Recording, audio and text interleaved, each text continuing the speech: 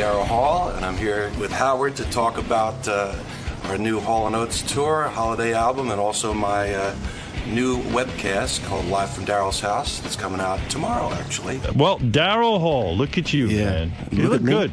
Well, thank you. I like the beard. Oh, you like the beard? You know, I'm up in the woods, man. So it's my woodsman's look. And the shirt. So we were all speculating. How come the other cat isn't here? I mean, I know you're the guy with the talent, and you wrote all the songs. Well, no, I knew you were going to say that. The other guy with the talent and who wrote Man Eater, Out of Touch, and She's Gone.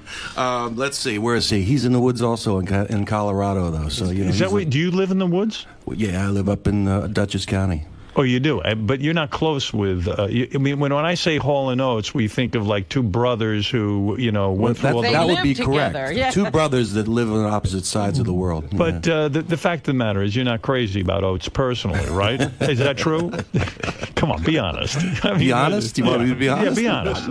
Am I crazy about him? Well, he makes me crazy sometimes. He makes you nuts. But no, I like John, man. John and I have been friends since we're teenagers, man. But you're not friends. I mean, you don't hang out together. Well, we're more than friends. We're like brothers. No, but wait a second. You do not. Sometimes you're not friends with your brother. Hall & Oates don't hang out together. Like you guys don't go to a bar together. You don't go and play video games together. You don't. I don't do any of that stuff alone. Do you call each other on the phone?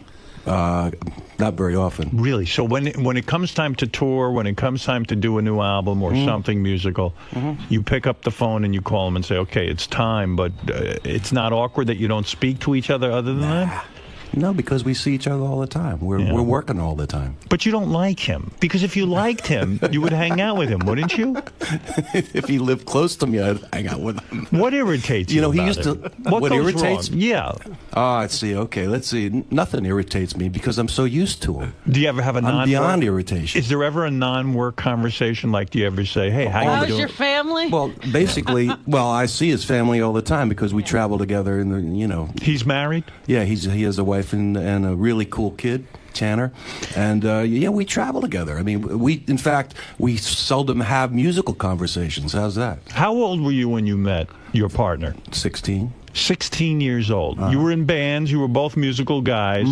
The way I heard it is you were playing somewhere. He was playing in the same place. There was some sort of fight broke out, and you guys met each other in an elevator. Yeah. Actually, we were 17. Right. Yeah, we had just started. We were just finishing high school and starting Temple University, and he had a band and I had a band, and that's how we met. And you said, we'll be a twosome. Let's go out. Let's go to some coffee houses. Let's play some places together. Actually, no. We were friends because we both liked Philly soul. We were both in soul bands, right. And we started sharing rooms together when we were in college, and we didn't work together until after we got out of school.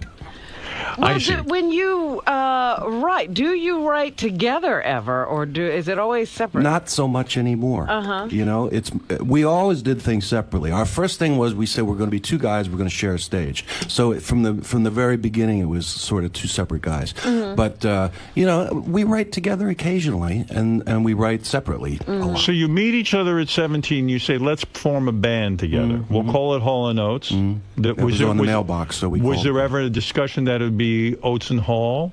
No, because my name was first on the mailbox. I see. So it became Hall & Oates. That sounded good. Yeah. Sounded good to you. Yeah, it sounded good to me. That's right. And there comes a time where you have your first hit record. Was this amazing to you? Did it look like for a while nothing was ever going to happen with this band? Did you ever think of leaving him? It went on. It went up and down for a long time. Before. How long was that time before you had a success? We first started playing together in like 1971 or 2, and let's see.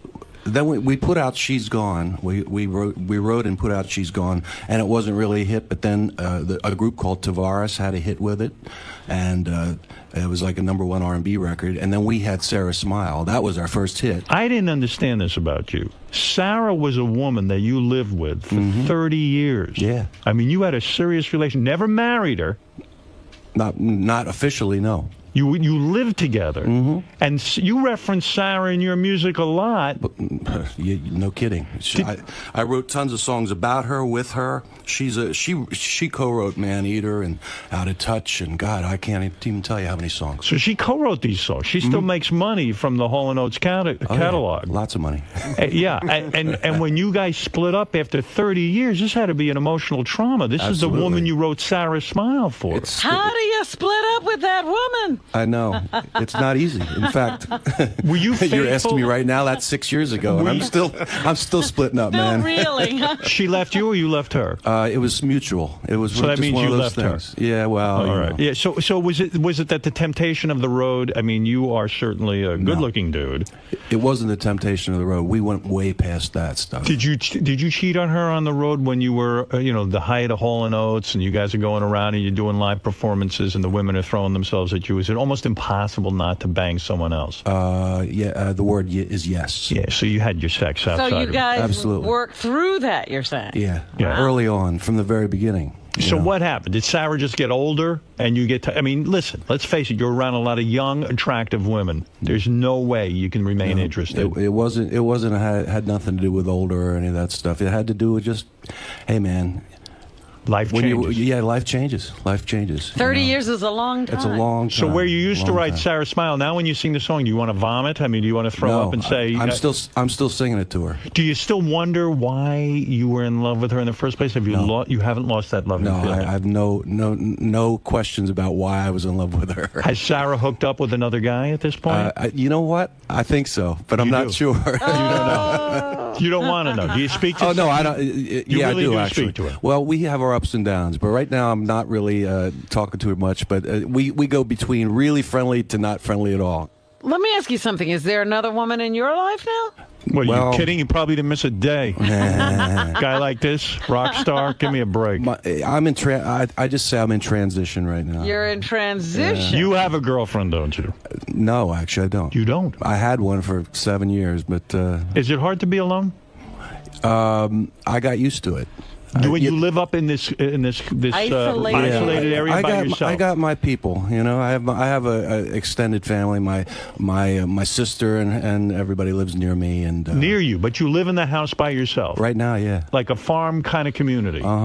And you sit there by yourself, and you don't get lonely. Nope. You're able to do it. He's got mountains of books.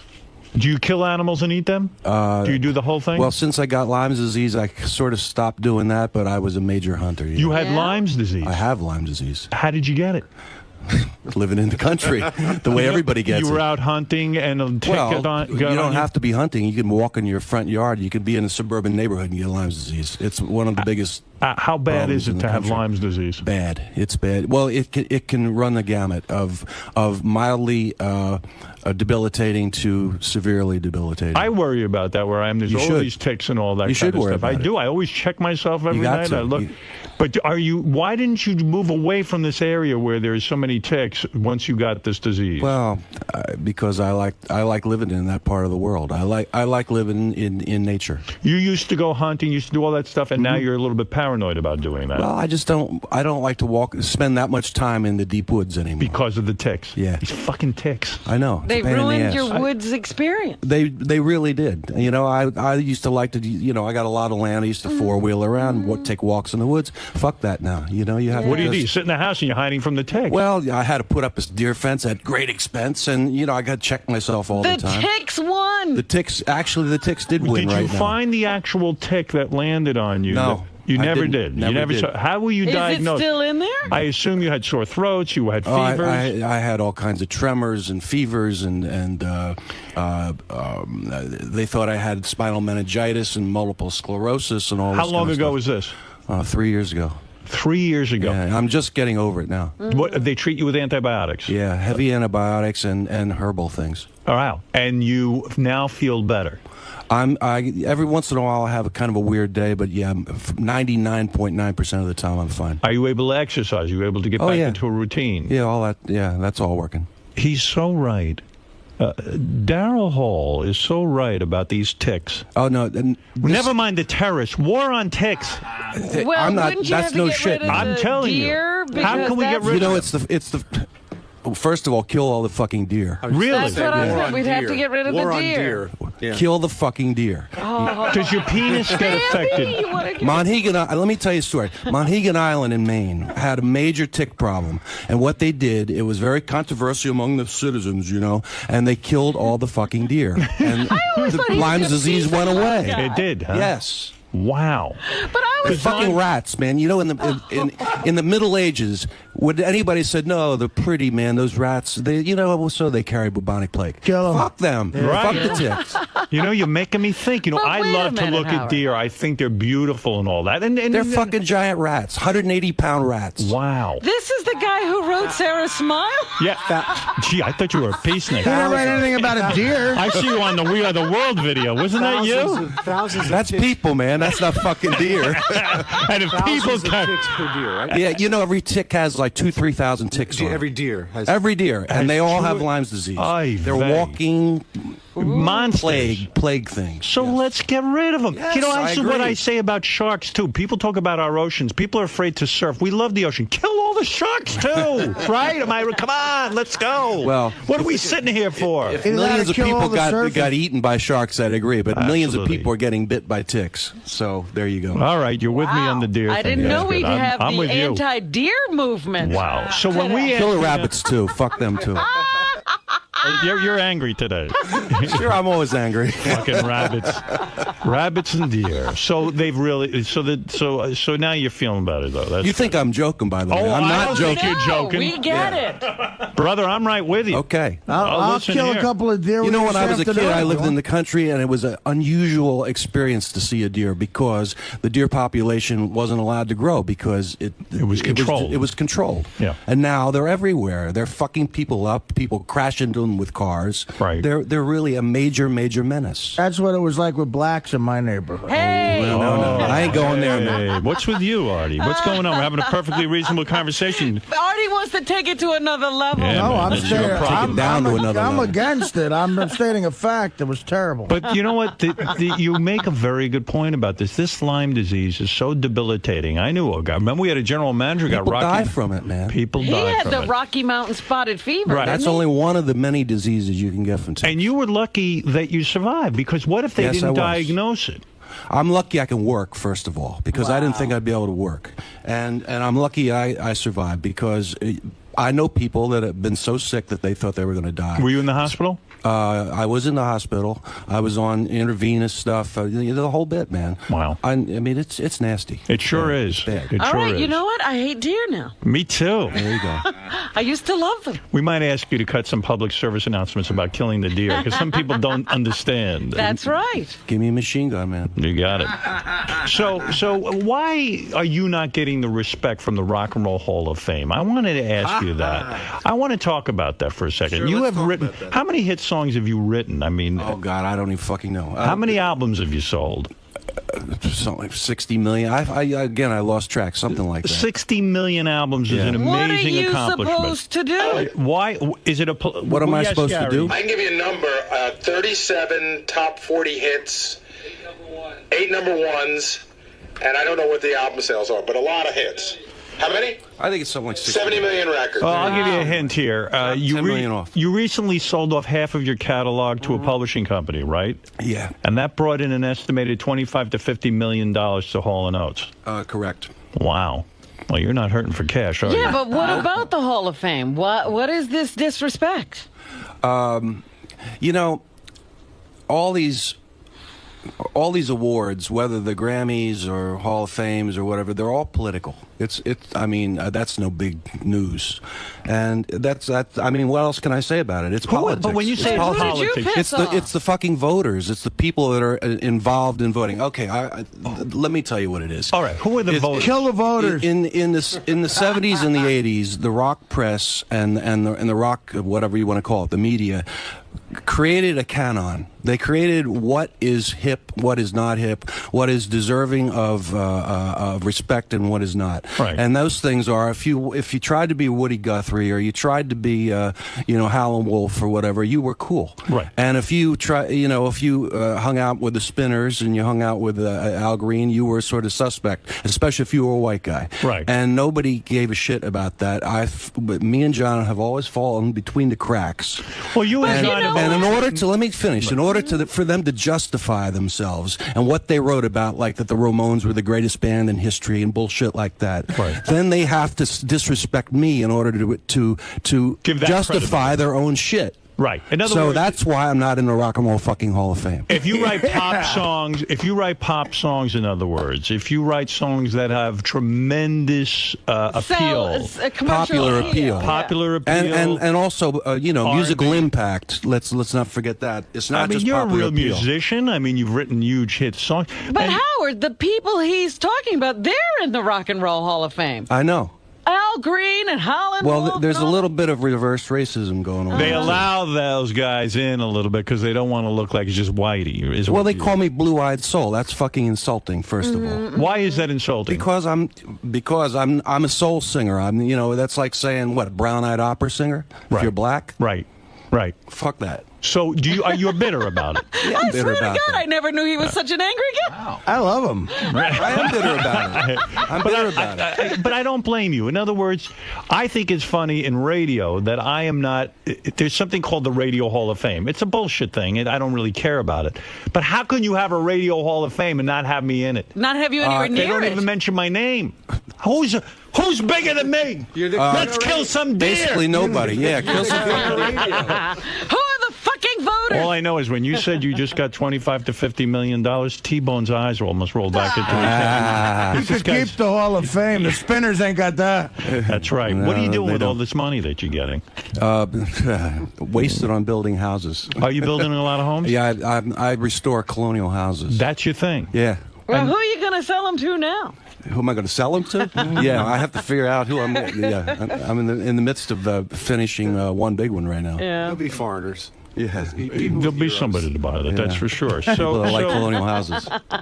So the Rock and Roll Hall of Fame, the Grammys have ignored you as well. That's right. That's crazy. It's all part of the same package of Why prejudice. is everyone against you? I told you why. Because it justifies their past. But do you think things have changed to a certain extent with the validation of Justin Timberlake? And of course. No, we're talking about the past. We're talking about actually our generation, right? Of rock writers. The new generation, they respect the shit out of Hall & Oates. There's something and, all the new bands love us. But Hall & so Oates, we've transcended the generational thing. But Hall & Oates never was the type of band that got up on stage and did dances to their songs and all that. You guys were serious musicians. Well, I want to ask you a question. You guys were serious musicians. Nowadays, you mentioned Justin Timberlake. It seems like Justin Timberlake's got to get up on stage and dance and jump through hoops. It's almost like a carnival. I think the video is what caused that to happen. Videos ruin music? Video ruin music. Why? Because people, if it's a fight between the eye and the ear, the eye always wins. Right. So the eye became more important than the ear. You have to be good looking there. You have to wear the right clothes. You have to have the whole image and all of that. And you have to be able to dance. Yeah, basically. Is it sickening you? Is the music industry dead? Yes. Is it because of the economics of it that people aren't buying CDs and records anymore? It's because the record companies shot themselves in the foot. It's because they ate themselves. Where did they go wrong? How could they have predicted that the technology would change and people wouldn't buy CDs? I don't think it was just the technology. They went wrong in so many ways. Well, they backed the wrong horses in a lot of ways. They ruined their own music. They backed video. It was bean counters over art. When John and I started out, we were Atlantic Records. They said, okay, go make a record. And by the way, here's a Reef Martin to help you. That doesn't happen anymore. It's like you do what we tell you to do, and if you don't do it, or if we get tired of you, then you're gone. There's no artistic freedom, is what you're saying. None. Really? Not in major labels. This is very depressing. It is, but if you're in Blue Note Records or Rounder Records, or do what I did early on and form your own record company, then you have freedom. I was going to say, do you like this movement now where like bands like Radiohead are putting out their own albums? Well, I don't like what Radiohead did because they devalued their own music. But I like the idea. I mean, I'm doing this thing live from Daryl's house. I'm starting tomorrow, actually. Yeah, we should mention this now. Yeah. And it's one of the first, well, certainly the first of its kind of internet concerts. What is livefromdarylshouse.com? It's a monthly live concert. It's actually not live. I've already done the concert, but it's going to be debuted tomorrow at 8 o'clock, and then shown subsequently in part and in full anytime you want to download it. So when you say you live in this house by yourself now, you're telling me you haven't gotten laid in a couple of months? What do you think I don't have visitors? People come and visit you and they bang you and then you I'm not the hermit of the woods, you know. Right. I mean, where do you primarily meet women? Let's say a woman. Are you on Match.com? Yeah. Well, like, how does a woman get to meet you? Does she go to your show? You know, like church, libraries. The last woman you had sex with, where did you meet her? I mean, where did I meet women her? like to know. And what's your age range, by the way? What are you dating? How old's the broad you date? I'm flexible. Right. I'm flexible. Would you date a woman as old as 35? Fuck yeah. You would. You wouldn't course. go as old as 40, though. Are you kidding me? You've dated cougars? Cougars? Are you telling me you've dated older than 40? Man, Get out of here. I am no ageist, man. What is the youngest you'll have sex with? Will you go below 18? Oh. No. You'll go to 18, though, right? You'll go Absolutely. Yeah, sure. Why not? Oh, you don't have that problem, huh? I have no problem. So the last woman you met, let's say there are women in my audience listening right now who want to meet a guy like you, successful singer, I mean, good-looking dude. How does a woman go about it? Where did this woman meet you that you had sex with? Yeah, you know, it's hard actually to meet me because you're up in this tick-infested area. I I live in small towns. I travel all the time. I'm nowhere really. I'm everywhere and nowhere. And then you know when I'm on the road, which is a lot. It's hard to get to me, and not by my design. Well, the last Design, lady who exactly. visited. Where'd you meet this lady, the last one you visited? Probably backstage. Backstage? Yeah, somebody, like a meet and greet or something like right, that. and you said, hey, you're attractive. How you doing, honey? What's happening? Let's go have a bite to eat. That's the short version. And then you just say, I'm going to take you back to my tick-infested house, and let's go there see you go. if we can't... Let the tick suck on your body, baby. That's right, man. Me and the ticks are going to get a hold of you. They need to do a meet and greet before the show. They need to buy a VIP package and do a meet and greet. Oh. So basically it costs you $500 to meet me. I'm the biggest whore in the world, man. I mean, it's impressive. $500, man, no problem. Go ahead. It's available. Now, back in the day, were you one of the bands that got like caught up in drugs and all that kind of stuff? No. You didn't? You didn't do any pot? I got a weird nervous system. Pot, yeah, sure. I smoke a lot of pot. But I never really used, like, I didn't do a lot of cocaine or anything like that. So you didn't get caught up in that whole thing? No, not at all. And you basically lived a pretty straight lifestyle, and you were all about the music. Sounds interesting. Well, how do I wouldn't call it a straight lifestyle. Well, let me ask you something. Talk about that. Straight. Didn't people for years think you guys were gay, like you were lovers? Yeah, well, you know. Yeah, because like a lot of people in the early 70s, we were doing that whole glam rock thing, you know. Right, I mean, with did the anybody think eyeshadow Gene and all Simmons that. is gay? Jesus Christ. Who knows? Maybe he is. I don't know, man. But, you know, yeah, that went down. And then we had some fag from Rolling Stone that... Oh, jeez. How much more are we going to learn today? that decided he was going to out us because he made his bones outing Elton John. So he basically outed us when we weren't out. You know, you've never had sex. You weren't in.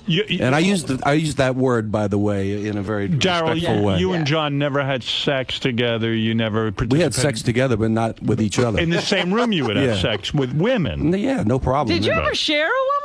Maybe. I can't remember, to tell you the truth. That's a once.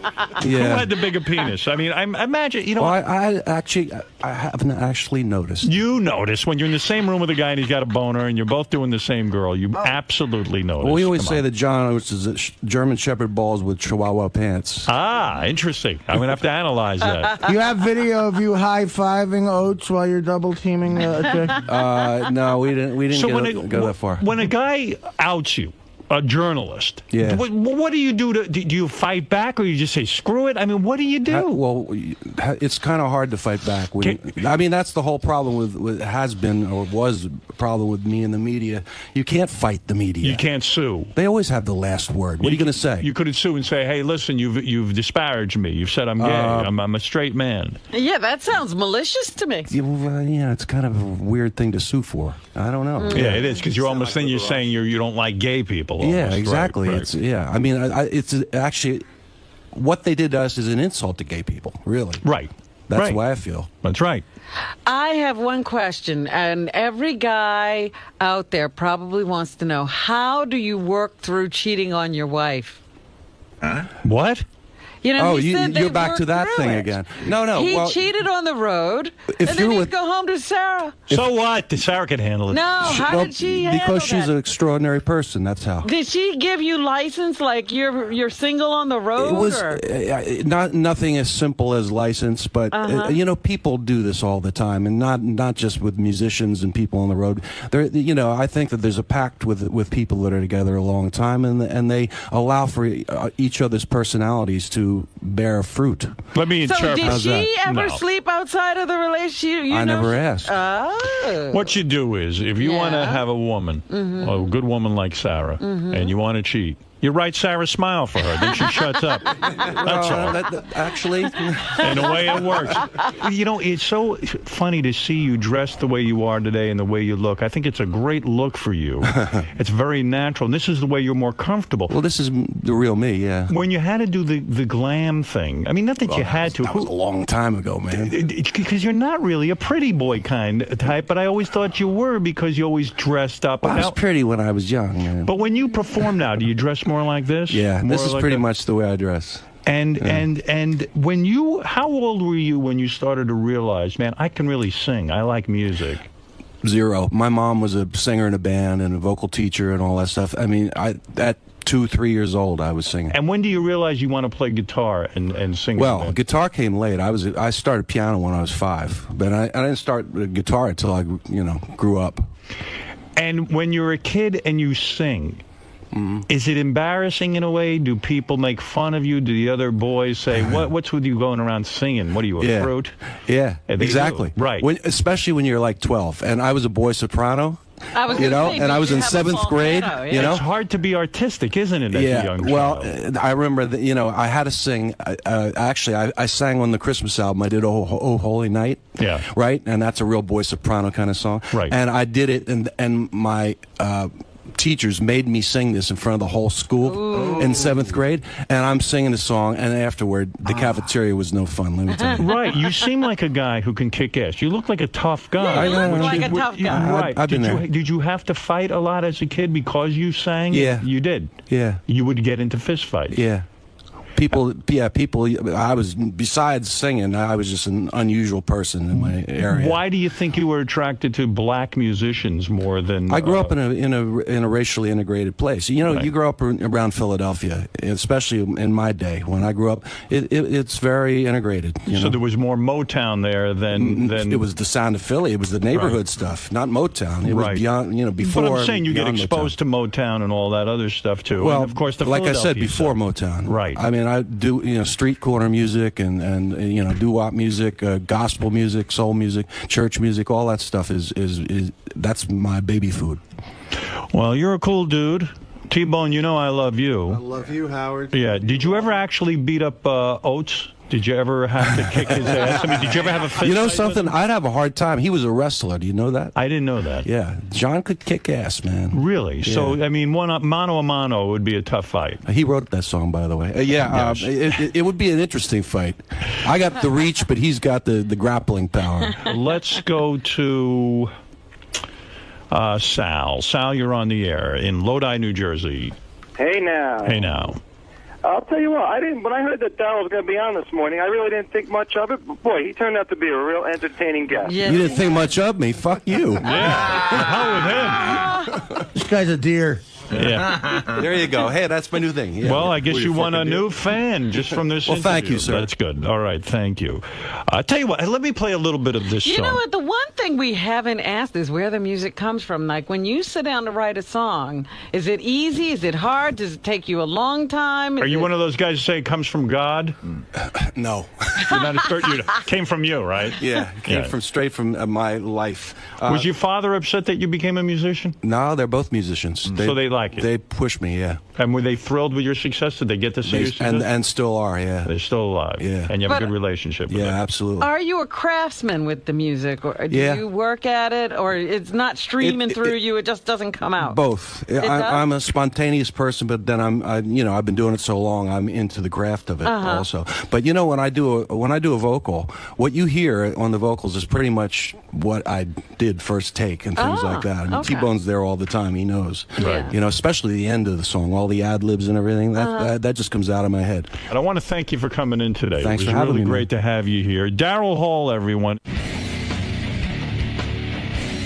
Daryl, what'd you think now that you've met Howard and you've been in there, you've mixed it up? I love this, man. I get to say my shit, you know? This is fantastic. It seems like he really wanted to understand what goes into writing a song and your mindset and your upbringing and everything. No, it was good. It was good. This was actually a really cool interview. It's got to be different when you compare it to all the interviews you've done over the years. This has got to be one of the more unique. Yeah, no pussyfooting. No, definitely not. He went right for it with asking about sex. Everyone's been waiting for. Yeah. Porn Star Olympics. And so much more.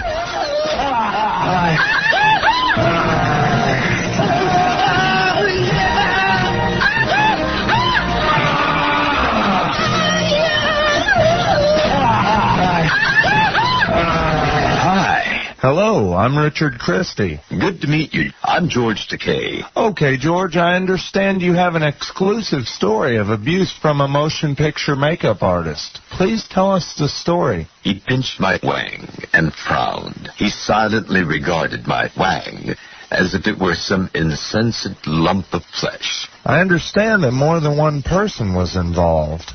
Then he called in an assistant. A hulking man came in. Al, can you hold this wang while I dapple it with the latex? He asked, pointing to my wang. With pleasure, replied the hulking man. Yes, go on. George proceeded to dab the latex on the now agonizingly smooth wang. As the latex dried, I felt my wang begin to contract even tighter. I see. They continued on in small, painful patches, repeating the process all over my wang. When they finished, my whole wang hurt. A very painful story indeed. Right. Thank you, George. Wow. That's the best interview I've heard all year. That's great. My wang. Hey now. Painful wang. Agonizingly smooth. Yeah, that's the word, agonizing. I love that. I thought it was nasty. Porn stars are going to walk out of here with $10,000. Hey now. And what does she have to do to get it? Could you ask that question, Robin? Let's introduce our porn stars right now and find out a little something about them. And as a matter of fact, they don't even know what they have to do for the $10,000. They don't know the events they'll be competing in? No, Porn Star Olympics, you never tell people the event ahead of time. You don't want anybody training. You don't want anybody moving ahead of the line. Different from the regular Olympics. Because you don't want their wang. Wang. Yeah. We just need 1 minute because they got here. They were out in the lobby and they just got here a minute ago, but they're on their way in. All right, Baba Boohai. That's Baba Boohai, everyone, telling us we need 1 minute. Baba Booey. 1 minute to Porn Star Olympics. Baba Booey. The skinny Baba Booey. Baba Booey. Looks good. He does look good. He does look good.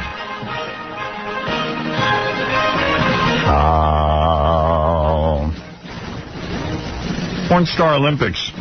$10,000 prize for Porn Star Olympics, sponsored by Showgirls VIP Limited Edition DVD. Oh. The sexiest movie ever. Full of extras, including an instructional lap dance by the famous Scores Girls. On DVD now, rated NC-17. Hoofa. In case you haven't noticed, that's my official announcer's voice for Olympics, Porn Star Olympics. I like that. Everybody likes Porn Star Olympics.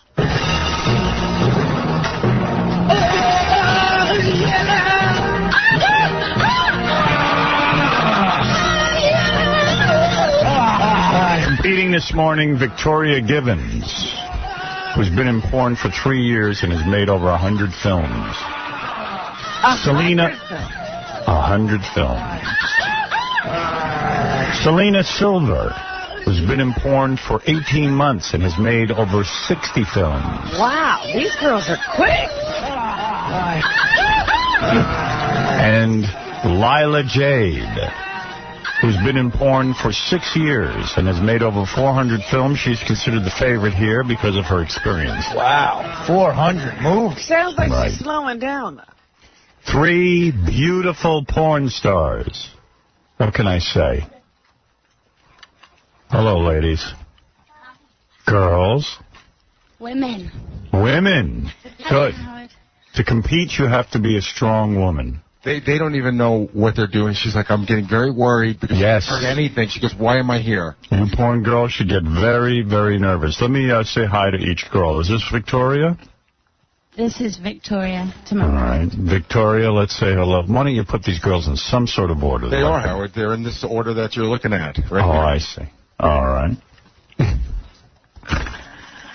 Hi, Lila. Layla. Hi. Oh, boy, I'm doing great, aren't I? So far, so good.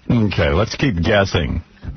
Name tags will be out of the question, I guess, huh? I actually have one around my neck Oh, okay, that'll help. in case I forget who I am. Layla, hi, how are you? I'm fine. All right, it says here you've been in porn for 6 years. Mm-hmm. That's quite a record. Most girls drop out after a while. Yes, it is. Right. And you're holding strong, you're going to stay in it. Oh, my God, yeah. I love the industry. Yeah.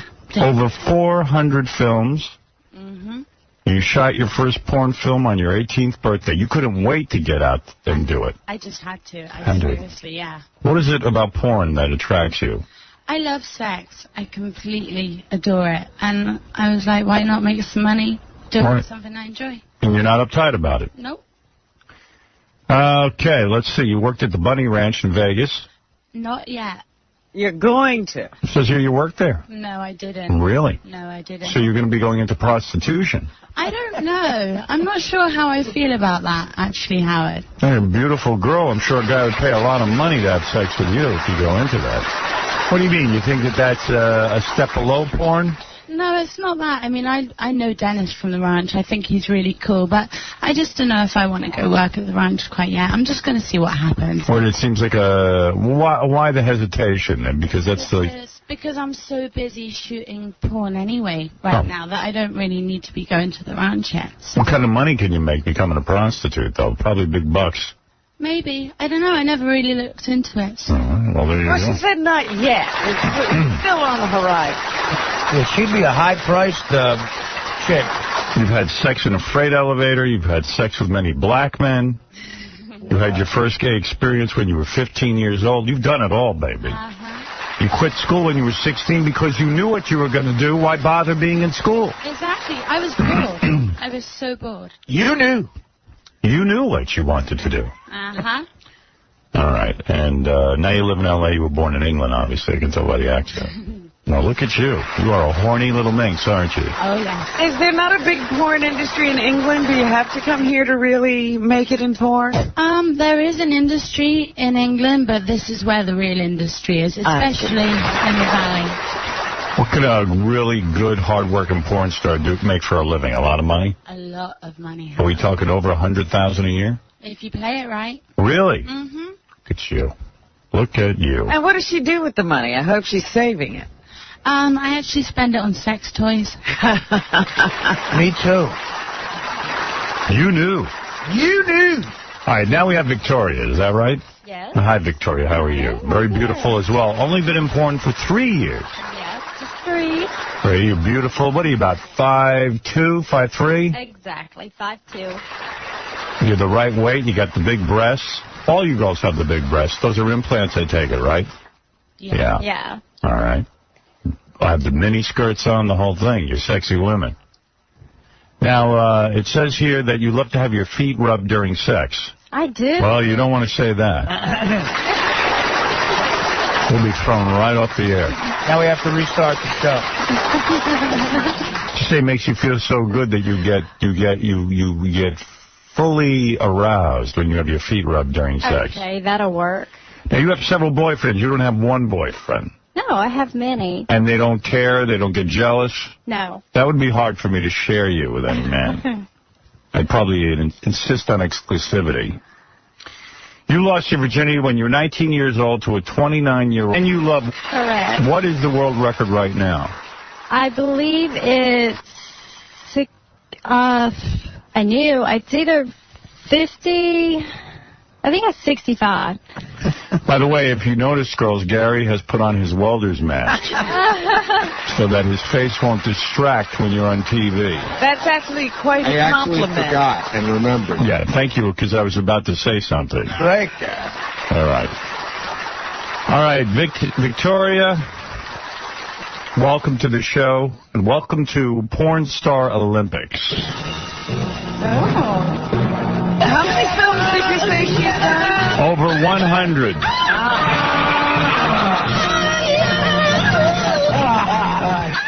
What was the anal record? I missed that. I was distracted. 65. 65. Yeah. You've beaten that, Robin. No, I have not. I've never even attempted it. And now, our third gladiator, Layla Jade. No, excuse me. Other way. Selena Silva. Why am I screwing this up? Selena's been in porn for 18 months. She's made 60 films. That's an incredible amount of porn. Actually, it's fairly low for being in 18 months. Most girls have pumped out 300 by then. Really? Yeah. Why so slow then? I'm just picky about what I do. I want it to be good, and I'm in for the long haul, so I really want to get what makes me look good in porn rather than just doing it for the money. Well, let me tell you something. You're an attractive woman. There's no reason you can't be good at porn. I mean, What kind of things has she turned down? What's not good? Yeah. Just anything that's too degrading, you know. Really? That would make me look bad, I think, or that companies that I wouldn't want to work for. What would be degrading, like an eel film, or what were like these anal films, maybe? Just the ones that are too aggressive, where it's all about, you know, making the girl look bad, or see just how much she can really take. Like the Porn Star Olympics? Yeah. That would be one of the things. Well, I think the Porn Star Olympics is an interesting challenge, and we'll see how you girls feel about it. You love doing, you're married. Yes, I am. And your husband and you are swingers. Yeah, we're swingers. Wow. How's that work out? I mean, he just doesn't care if you're with other women and men? It's kind of like, I put it as team dating. You know, we go out and we'll both see a chick that we think is hot and either get with just her. Is he into gay stuff? No. Gary, whenever you talk, the welder's mask hits into your microphone. It makes a lot of noise. You just have to talk right through the welder's mask. You know, Howard, she did a lot of movies. What is that, like a knob or two a day? 60, not really. Sometimes you have a week where you're working like every day, and then sometimes not for a few weeks, and you take off and do other things. Now, you say you had sex underwater. Yeah. While wearing scuba gear. Both my husband and I are scuba divers, and that's kind of how we met, actually. So you're nude from the waist down with your scuba gear on top, and underwater you had sex. Yeah. And it worked out. Yeah, it was You enjoyed really it. kinky. It was really cool. Wow. I noticed an accent there, too. Where's she from? I'm from Sydney, Australia. Oh. Yeah, Wow. kind of fading a little bit, but still there. Australia is not known for its porn stars, so this is a rare treat. Yeah. You know, the Olympics, as you know, are international, the Porn Star I see Olympics. we have several countries represented.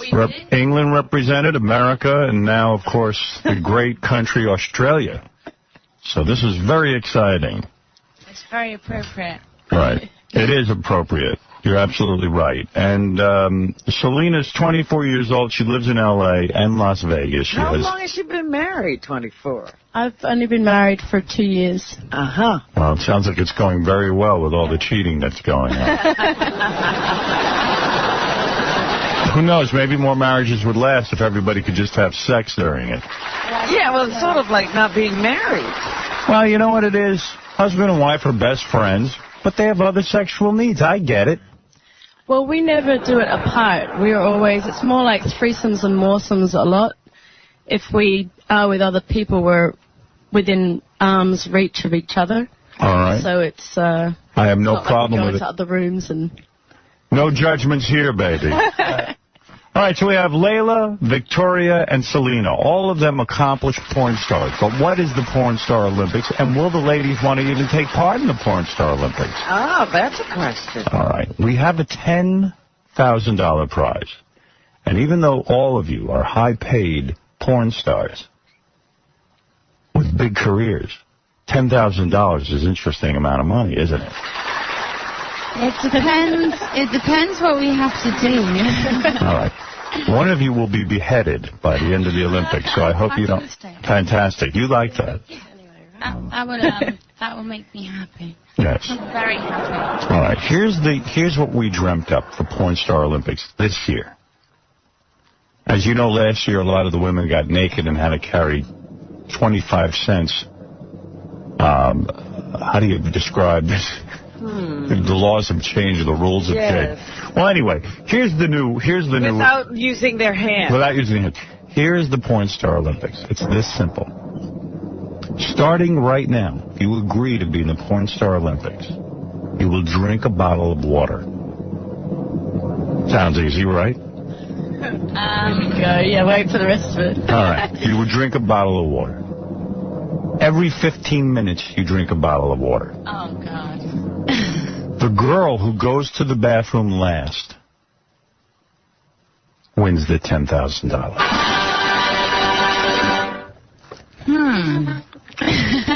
Let's go to you first, Layla. What do you think? You want in? I have to consult with my girls and find out what they want to do. Well, let's see. Victoria, Selena, are you in? Competition. No.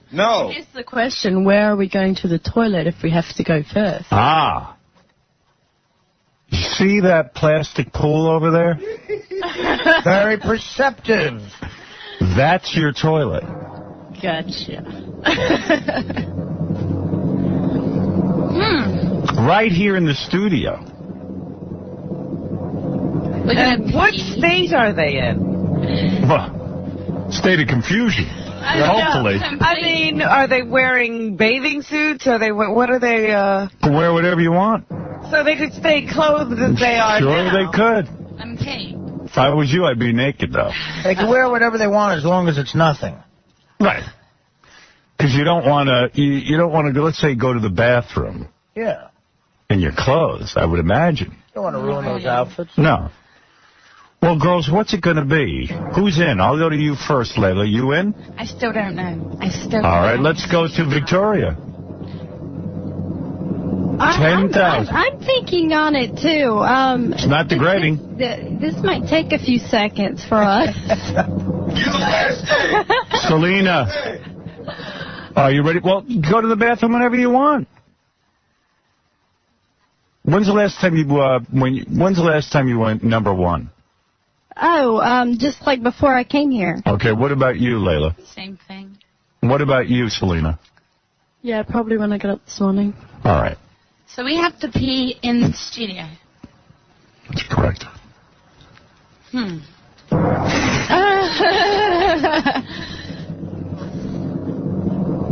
what are the thoughts? It's a human function. Girls are all discussing it. You are competitors. We're thinking about it. You know what? I think I'm gonna pass. Victoria, you're passing. I'm shocked. Now, isn't that shocking? $10,000? Gary just threw off his welder's mask. Okay. So where's your welder's mask? I can't even think under that thing. Put your welder's mask back on and talk. Layla, you said that a good year for you guys, how it's taking to make $100,000, right? That's a good year. So this is 1/10 of the money without having to have any sex at all. and be done probably within 2 hours. See, you know what? I wouldn't even be doing it for the money anyway. Not degrading. I'd just be doing it for the crack of it. I wouldn't be doing it for the Really? Yeah, I'd just be doing it because the girls For are doing crack? it. No, not for We could get you some crack. Crack? I have more than enough crack in my life.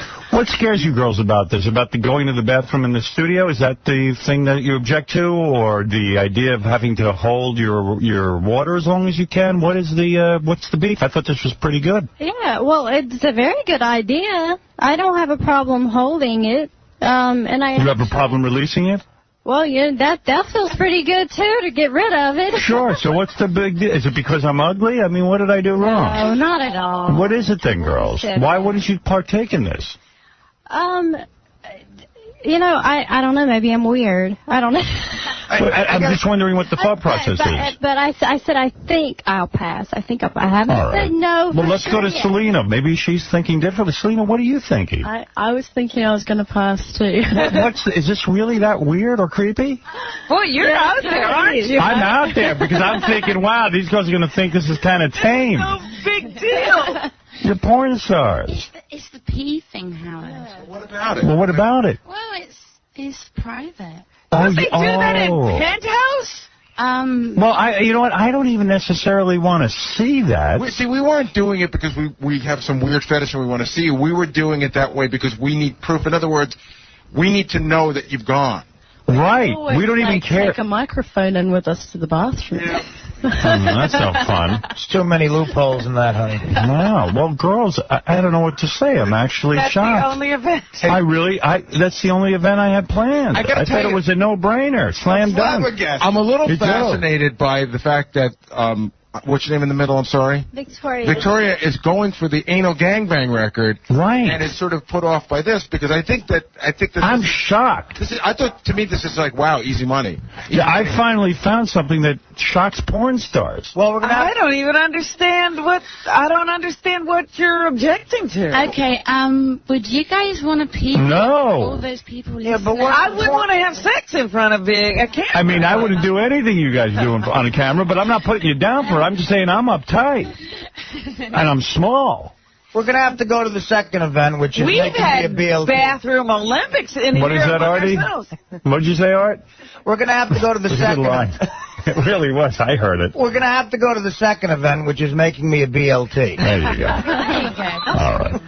But we've had bathroom Olympics among ourselves. Yeah, I know. We've done this. deal. I know. I'm really, really shocked. We're different women, aren't we? You really are. $10,000 prize? That's what we do, is shock the public. Well, you certainly have shocked me. She's thinking of working at the Bunny Ranch. Hey, Howard. She's thinking of being a prostitute. You're into double penetration. And this Olympic event. Swinger. And the other one's a swinger. Yeah. The other one, it's okay to have sex with anyone you want as long as you and your husband can touch hands while you're in the group. I can't believe I found something. I mean, you girls have probably killed people. This is crap. Yeah. Howard, would it make a difference? I've just been told that we do have adult diapers. Oh. That's fun. Come on. That's a whole different fetish. How about adult diapers, girls? No. What we'll do is have you wear the... Quick no. Well, that's you. Maybe the other two girls will compete. Good. I think I'll... Victoria, you're out. And what about you, Selena? Yeah, I think the diapers is worse than just peeing by itself. Really? He actually has a diaper. Let me ask you something. If you wear an adult diaper and we can't see what's going on or hear it, it still gets you uncomfortable? Yeah. Wow. I don't think my fans want to know that I'm walking around in a diaper. Go ahead. What do you want to say about this? This is shocking. Howard, man, get these girls off the show. How about I come down to the show and maybe we could bukkake them? Harvest Moon.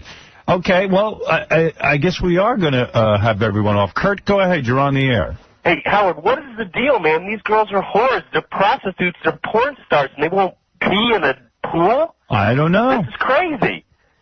It's crazy. Throw them out, Howard. Let's get new ones. Let's go to Lynn. Howard, before I talk, the girls are totally cutting up the show. It's pissing me off. Oh, the censors. Yeah, if everybody stops saying the word pee and just says go to the bathroom, I think we'll be okay. And Layla, I just want to say it's so good to have you in there here and talk to a pretty girl instead of Howard's horse-faced whore. You're giving me agita, pal. You're making problems for me. Ugh. Wow. This is crap. Yeah. Well, hey, listen, the girls don't want to do it. I can't force them. Mike, go ahead. Howard, Yeah. these girls are nuts. I was going to do number 2 in the pool for $10,000. Hey, can I ask a question? You mind getting down here quickly, sir? No one's asking you, We buddy. found a porn star. We found someone ready to play. Can I ask a I was question? there for 5. I know. Well, the girls have an image situation here, I think. I think they have an image problem. I got a question. So, Selena, you do movies, right? Yep. So what's if your next movie, like, what will you get paid to do it? How many days work and what will you get paid? Roughly probably 3 hours work for about $1,000. See, that's what I don't get. Because, you know, I'll tell you, we had a discussion originally. I think you guys, for $10,000, would have sex with us, right? If it was either being filmed so it was legal or not paid and just for fun. I would bang you. Oh, so if you pay them nothing, they'll have sex with you. Sorry, Layla? I would bang you for free. Yeah. You would? Hell yeah. The sex part we do for free, but... Why don't we skip? All right, well, listen, I've learned something. Just you. Thank You know, you. I think the issue may be if I'm sorry, would use the bathroom. Yes. If one of you guys in would... the pool Right. first. I'll tell you what. And we know it's okay because us girls don't want to be... By the way, how silly is it that we're bleeping the word pee? It is ridiculous. I mean, how silly is this? And then It's the most childish thing, but I'll tell you okay. what. All right, let me interpret what you just said. Yeah, because I don't know what she said. Yeah, because it's probably been bleeped. I'm so sick of the bleeps. I was in a meeting yesterday where the company was asking me if I wanted to stay on here, and I go, are you guys nuts? I'm so out the door in 17 months, I can't take the constant bleeps. Victoria, you were saying what? Okay. If one of you guys in this room will volunteer To use the bathroom. to use the bathroom in the pool as well. No, Now, come what on. are you talking, Casey, Casey, now you're killing me. Now I'm getting bleeped from you. All right. Go ahead. Relieve your bladder in the pool. I'll tell you Then what. it will not single us girls out, and I will be in the contest. Here's the deal. I'll be that volunteer, but I'm not just going to go. If I'm going to be part of this, then I want to be part of the competition. I want a chance at the money. I'll play against you ladies. No, hey. All right. Well, That's cool. Sounds fair enough. what do you think, Gary? Let me get this straight. Is that allowed? You're saying for 10 grand, Right. you will compete That's right. and hold your water In a diaper. As long as he can. in diaper or right in the pool. I got to go with a diaper. Girls, And the only reason it's different for me is because We have to be able to look inside the diaper. Oh, yeah, you can do it's it. all yours, sweetheart. If we have to go in the pool, then you have to. You don't have to either. You can wear a diaper. This is like negotiating with terrorists. I feel like I should start marching or something with this music. right. Well, it's an Olympics. By the way, Layla's taking off her top, and you look great, baby. Oh, thank you. I can see why you get the big bucks. Yum. So, you know, well, where we at, girls? Gary says he'll do it. I'm in. You're in. I mean, if he'll do it, yeah. Wow. And what about Selena? What about you, Selena? I don't think so. You're still backing out. Yeah, I think so. Well, Gary, you're in the Porn Star Olympics, I He's guess. got 3 points. We have 3 players. Does he have to be in a bikini? No, I'm not putting a bikini on, but I'll wear my. I'll tell you what. I'll wear my T-shirt and a diaper and a welder's mask. All right. No welder's mask. I'm telling you, I'm gonna pass out in that thing. We gotta find a new mask. All right. Well, girls and Gary, it's time to drink your bottle of water and let the Porn Star Olympics begin.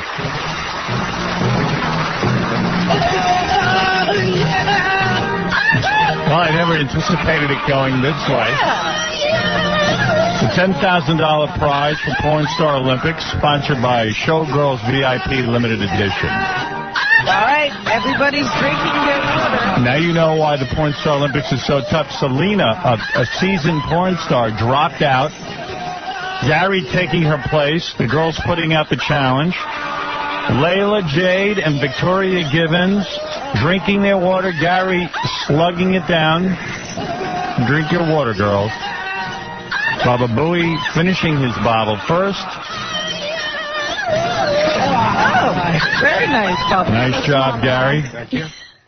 Now, every 15 minutes, girls in 𝗵𝗶𝗶𝗍 Gotta drink another bottle. got to drink another bottle of water. How you doing over there with your water, Layla? I'm getting there slowly but surely, Howard. By the way, Victoria has taken off her top. And by the way, Victoria, you were very beautiful as well. Thank you. I mean, the girls have really nice boobs. Selena has backed out of the competition. Selena feeling a little left out? Yeah, I'll join them and take my top off, though. All right, well, that's fair enough. Well, we certainly appreciate that, even though you're not competing for the 10,000. You're sure you don't want to join in? It's still time to get that first bottle of water down. Still get that bottle of water down. I'll be the piker. Wow. I'll get the wooden spoon. All right. Well, I just don't understand. Why don't we just keep the 10 grand and bang them? I know. What are we thinking? What do we get putting Gary in a diaper? Gary keeping his top on, by the way. No, I said I keep my top on. I'm going to change it to diaper when we go to break. I understand. All right, let's see. Where is Victoria? You finished your water yet? No? Make sure it's all out. All right, Layla, you just finished yours. And Victoria, you're all done as well. All right, girls, in 15 minutes, we'll see you again, where you'll have your second bottle of water. Okay, Howard. And Gary Let the games begin. I'm very excited. And we'll be back. I'm excited as well, girls. Always a pleasure. Girls, it's a $10,000 prize. Remember that. Hold your water. Yes, Gary. And who is it courtesy of? Courtesy of Showgirls, VIP Limited Edition. Who will win? Layla, the blonde bombshell. Victoria, the dark-haired raven. USA. And 𝗵𝗶𝗶𝗍, the ugly guy. Hey, what happened to Selena? You were taking your top off. It's going back on. Oh, there it is. Very nice. Well, thank you. That's cute. Yeah. Very nice. Natural. Wish you were drinking water, but what can we do? And girls, what are you plugging today? Anything?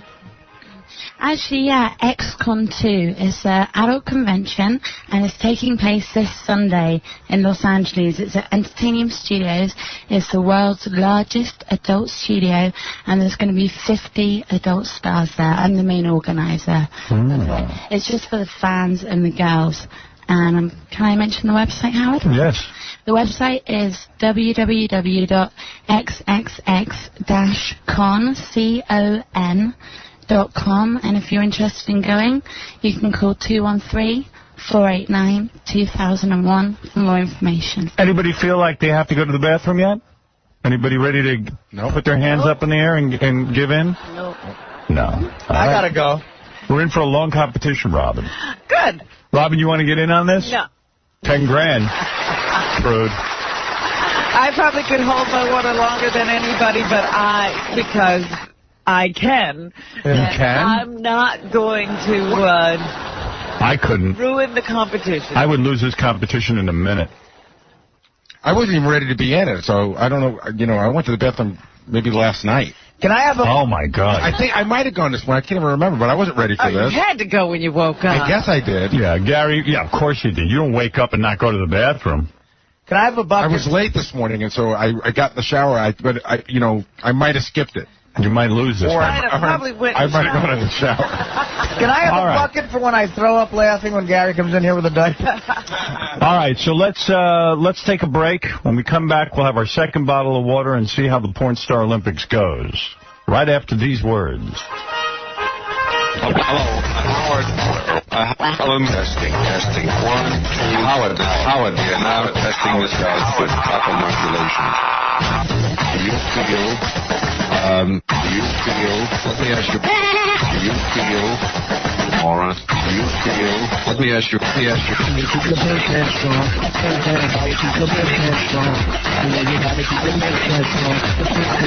You're listening to the Howard Stern Show.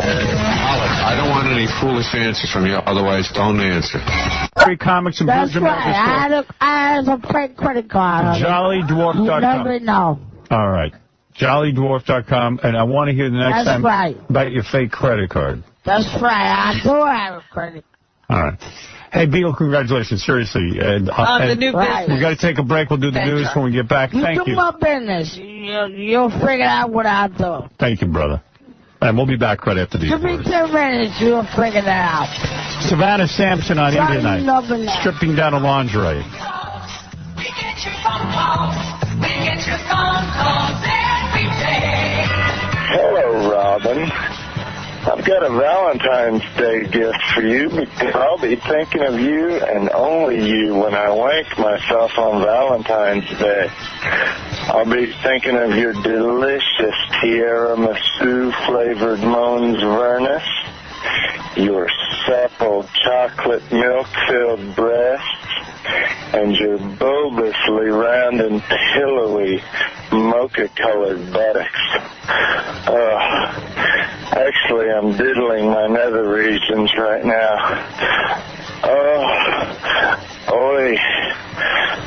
I hope you'll be thinking of me too, Robin, on Valentine's Day. Oh, goodbye, Robin. I love you. Musical 95X.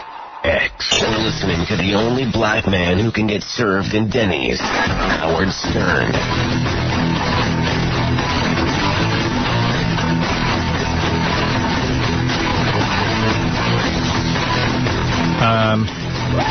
Beetlejuice. I was shocked to see he was wearing a watch today. It's pretty weird.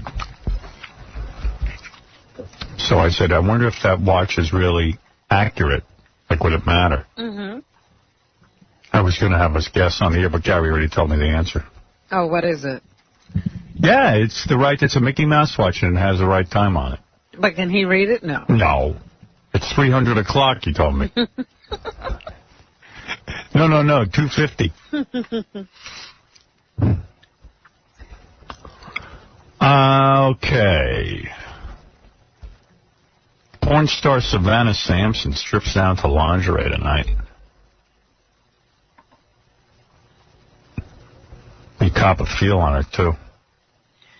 Oh, yeah, a couple of people did. No, I didn't get that.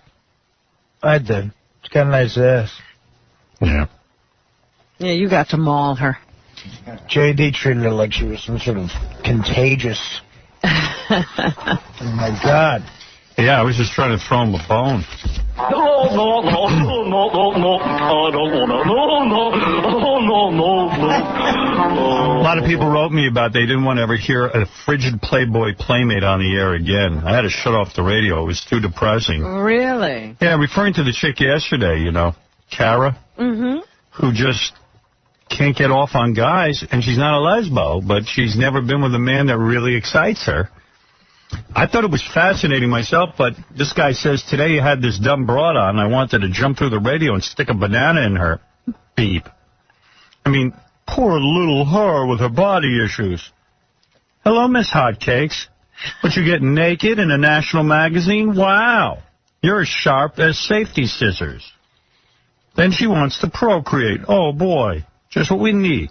Another half-ass retard. I think Wendy the retard is sexier than this idiot. So this Kara chick wants a man who will brush her hair, Howard, huh? Tell her to marry her barber and get the hell off the show. She's as dry as the Gobi Desert.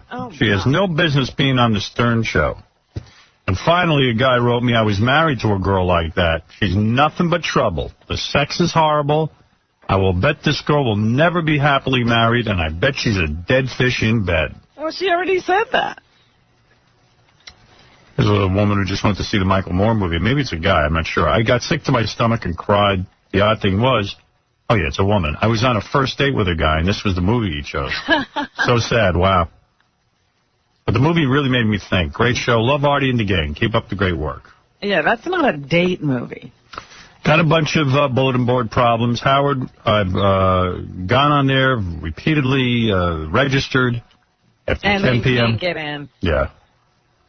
Howard, your bulletin board blows. I've been registered since it started. I haven't been able to go on once. Well, I told you we're working on it. Get this fixed. Hurry. I need to get on there. A lot of people are getting on there. That's the thing. And a lot of people are getting rejected. There is a bigger demand than there is room for people in the bulletin board. Some people are getting on. That's right. The bulletin board only has so much room. But, Howard, my patience is wearing thin. You must get me on the bulletin board. Well, that's what I'm worried about. All this enthusiasm will be turned into You didn't hear that? apathy. You guys suck.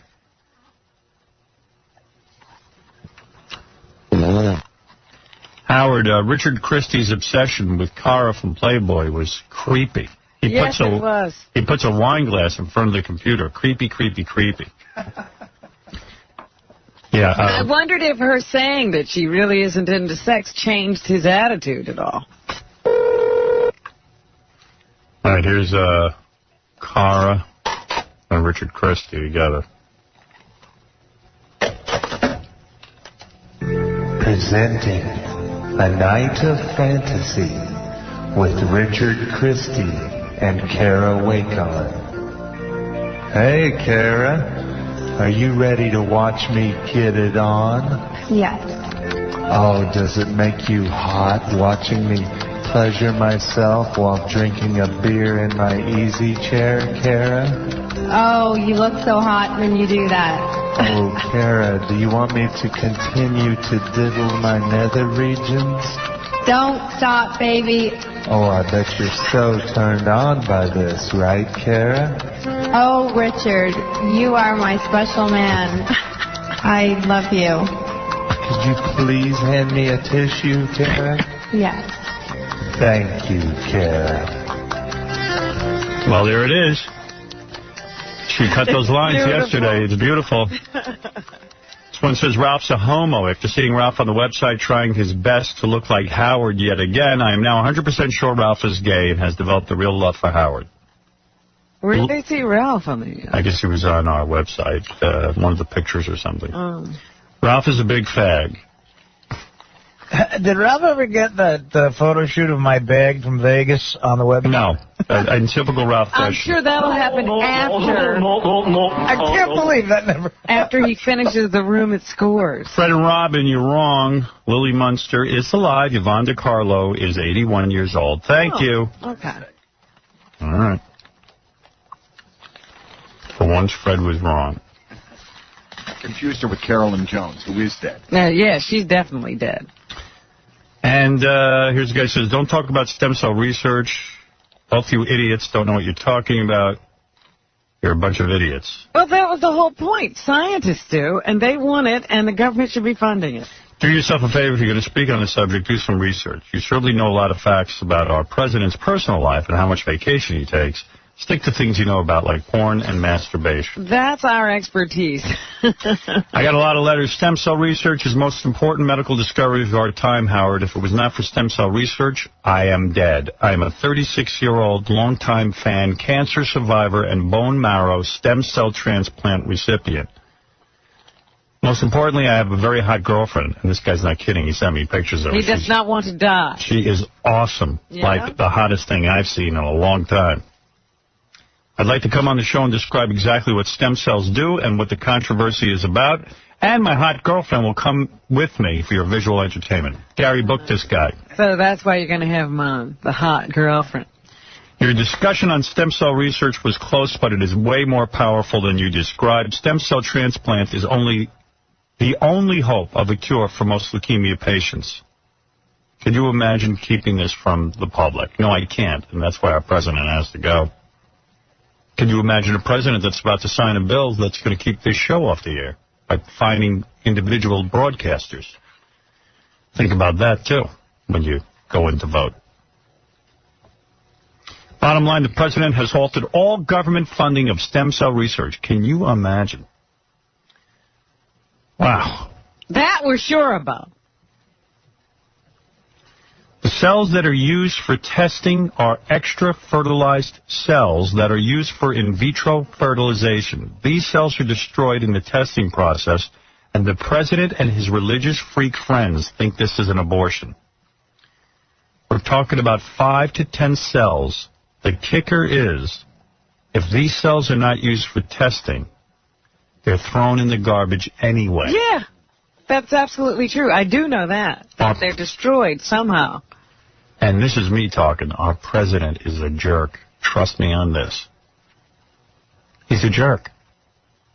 He's a jerky guy. He's been a jerky guy his whole life, and he's got to go. Bottom line, if this is your only issue, he has got to go. And here are the pictures of this guy's girlfriend. Look at this. Look at this. Yeah. Wow. And look at this. And look at this. Oh, she's beautiful. And this again. Can't wait to meet this guy. Gary, have him in here.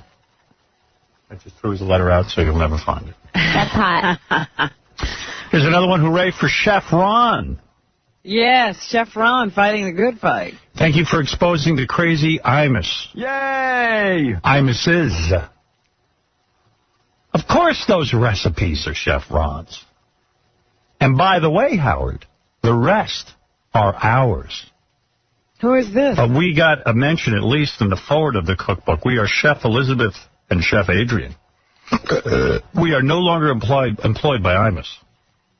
So these are more chefs. What do they do? Take on a chef for a couple of weeks and then boot him out? I don't know. And I don't even know if this is real either, but I'll check into it. See what they have to say. Well, 𝗦𝗵ici𝘄 did say there were 4 chefs.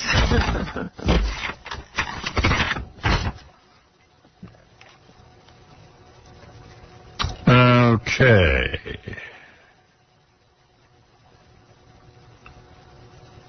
Oh, here's a great letter. Last weekend, my husband and I became Los Lonely Boys fans, new band. We're at an outdoor bar in New Hope, Pennsylvania, and the bartenders were playing your CD. We loved it.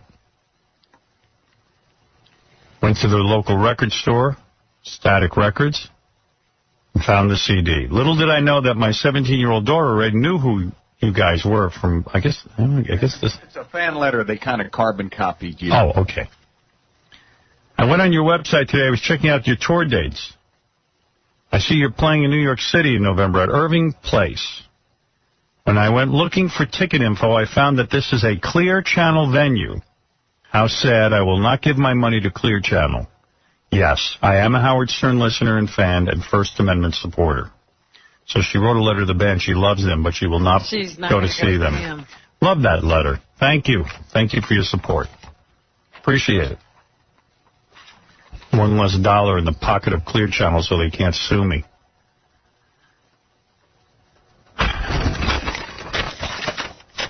What is,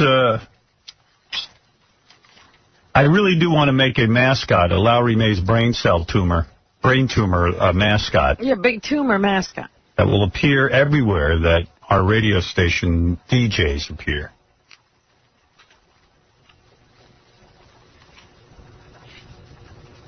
Okay? Get on that. Where's Ralph? Ralph. I'm still waiting for Artie's stuff to appear on the web. That's amazing. That was May, the beginning of May. And all of us pictures. All he had to do was go home and download. I'm going to dress high-pitch Eric as a giant tumor. Hi. I'm a tumor. I think he's already dressed like that. I was going to say, what's the disguise? Yes, Tim. Hey, Howard. Hello? Yes. Hey, I just want to tell you that about 2 weeks ago I heard Ryan Seacrest on the air during one of his commercials say that he was the new king of all media. And nothing makes me happier that he's finally off the air. Well, not only is he off the air, but, I mean, the man is no king of all media. He hasn't written books. He's only on American Idol that's successful, and that's it. Yeah, I know, and it's not even because of him. And, right. I just got a couple other things to say. I was just wondering earlier if there's a chance that you could syndicate your show on a satellite station with XM or something like that while you're on the air now. I could do that. That opportunity is available to me. I don't know. I think about it. I think to go on satellite with a brand new show would be way more exciting. But we'll see. Well, I'm looking into everything. I'm always busy plotting and planning. Yeah, you know, it wouldn't hurt to get your foot in the door first thing, you know, get on there, and then before everybody gets a crazy buzz to go by the radios. So, all right. Thank you. Thanks for taking my call, Howard. Okay. Robin, what's in the news? Would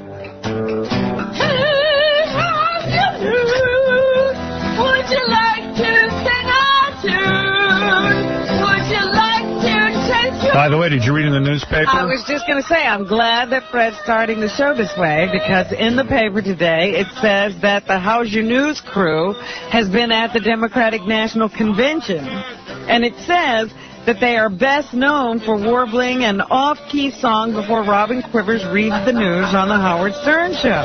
The How's Your News team is over at the Democratic National Convention interviewing all of the top politicians. They say that so far they've had sit-downs with Hillary Clinton, Peter Jennings, Howard Dean, General Wesley Clark, Jerry Springer, Senator Barbara Boxer, Governor Bill Richardson, and Representative Nancy Pelosi. It's the retarded Ted Koppel. Apparently, this is all going to be put together in some kind of a new documentary. Oh, my God. And played on the Trio channel. It's got to be better than Ollie G. Absolutely. I've got a retarded question. And that's where, like, Hillary Clinton has to sit there and, like, you know, like, not laugh, you know, take it seriously. Excuse me, young man? What, retard? I'm being asked something by a retard. That'd be great if she didn't realize it if she said that. Excuse me, retard? They say the Democrats have been very nice to them. They're planning to do this at the Republican convention, too, and they're hoping they will be the same. Yeah. So they'll be in New York. We could get them on the show. Excellent. Chris, you're on the air. Yes, hey, how you doing, Howard? Good. Hey, you're talking about this stem cell research, you know, and I'll tell you what, Bush, if he was in my shoes, he would do it, because I'm a quadriplegic, you know what I mean? And I've been like this since '86, you know, and I just think it's a bunch of crap that they're going to throw stuff away in the garbage when it can help, you know, thousands of people. Let me tell you something, my friend, and I mean this from the core of my being. If I was in your shoes, and I was a quadriplegic. Yeah, I'm just like Christopher Reeve, but I don't have a respirator. And I knew that they were every day throwing in the garbage that would actually get me walking and out of a wheelchair and giving me my life back. I would lead a revolution. You know, I'm trying. I try to get in touch with that Christopher Reeves. And I write him letters. Last Halloween, I was like Superman for Halloween. Forget Christopher Reeve. He can't write you back. Yeah, he got your letters. He can't. He got him. He's been writing you for the last 3 years. He's got a pen in his mouth right now, moving his head from side to side. Listen to me. That's what I do. That's why I write him letters. I use my mouse stick. Let me tell you something. These creeps that are in the White House right now could care less about you and your handicap. They could care less about people with Alzheimer's. They're worried about these fetuses. You got people suffering on this planet horribly. And believe me, if President Bush was in your condition, he'd be pushing stem cell research like there was no tomorrow. This is an unfeeling, uncaring man, and no one will convince me differently. That's right. He has no idea he would feel that way because he has no empathy. I am outraged for you, and I tell you what, every day I am sad for you. I am sad for you. I make the best out of it. You know, my stage name is Johnny Quad, Johnny with a G. And you know what? I live life to the fullest. And I hear a lot of quadriplegics and stuff calling on there, saying they can't have sex and stuff. Heck, I burn rubber, you know what I mean? Remember one thing. Stem cell research is bad for all of George Bush's great big friends in the drug companies. Oh, that's what they're going to lose. They're going to lose money. That's right. It's all about the money. They don't care about you, and I am not just saying it. It is the truth. I've thought long and hard about this. Everyone knows I gave our president a chance. Lock up old people if they try to go to Canada and buy drugs. Yeah, I mean, it's sickening what's going on in this country. And what Robin's talking about was featured on 60 Minutes. People who go to Canada to get a break on drugs because they don't have money are being locked up. Yeah. Exactly. It's a shame, and, sir, you are spending every needless day in that wheelchair, and I cry for you. Thank you. Well, I tell you what, you just broadcasting this and all your listeners out there listening to this, maybe it'll change your view when they go to vote to know that, you know what I mean, it's throwing stuff away that kids not. You know. Wake up, America. Exactly. Right. Wake up, American people. Long-time listener, Howard. I mean, I'm glad you're back on the air. You are the man. How'd you dial the phone is what I want to know. Well, I got my buddy here. He's holding the phone. I use a mouse stick. And I called yesterday, and I got disconnected a couple times. And my buddy right here, he's holding the phone to my head. That's a good buddy. He was telling me, he says, you need a headset, like Madonna. And I says, yeah, but I still need somebody to put it on and off. You know? That's right. You're still in the same place.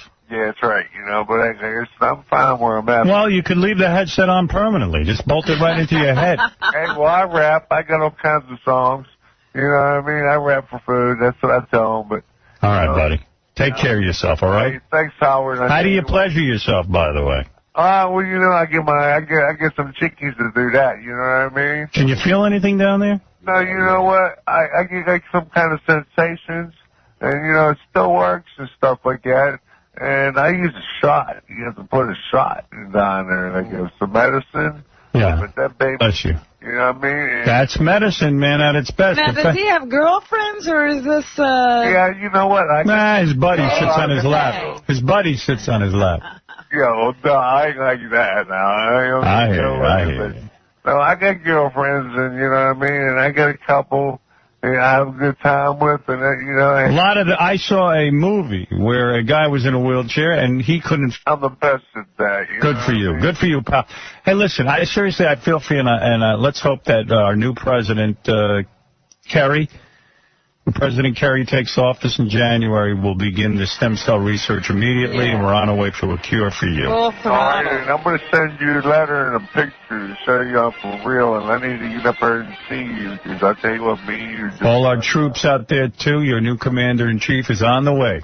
Hey, I'm a veteran, too. You bet. Think about it. Thank you. Okay, later, Howard. Well, vote for your fellow veteran. All right. Bye. Later.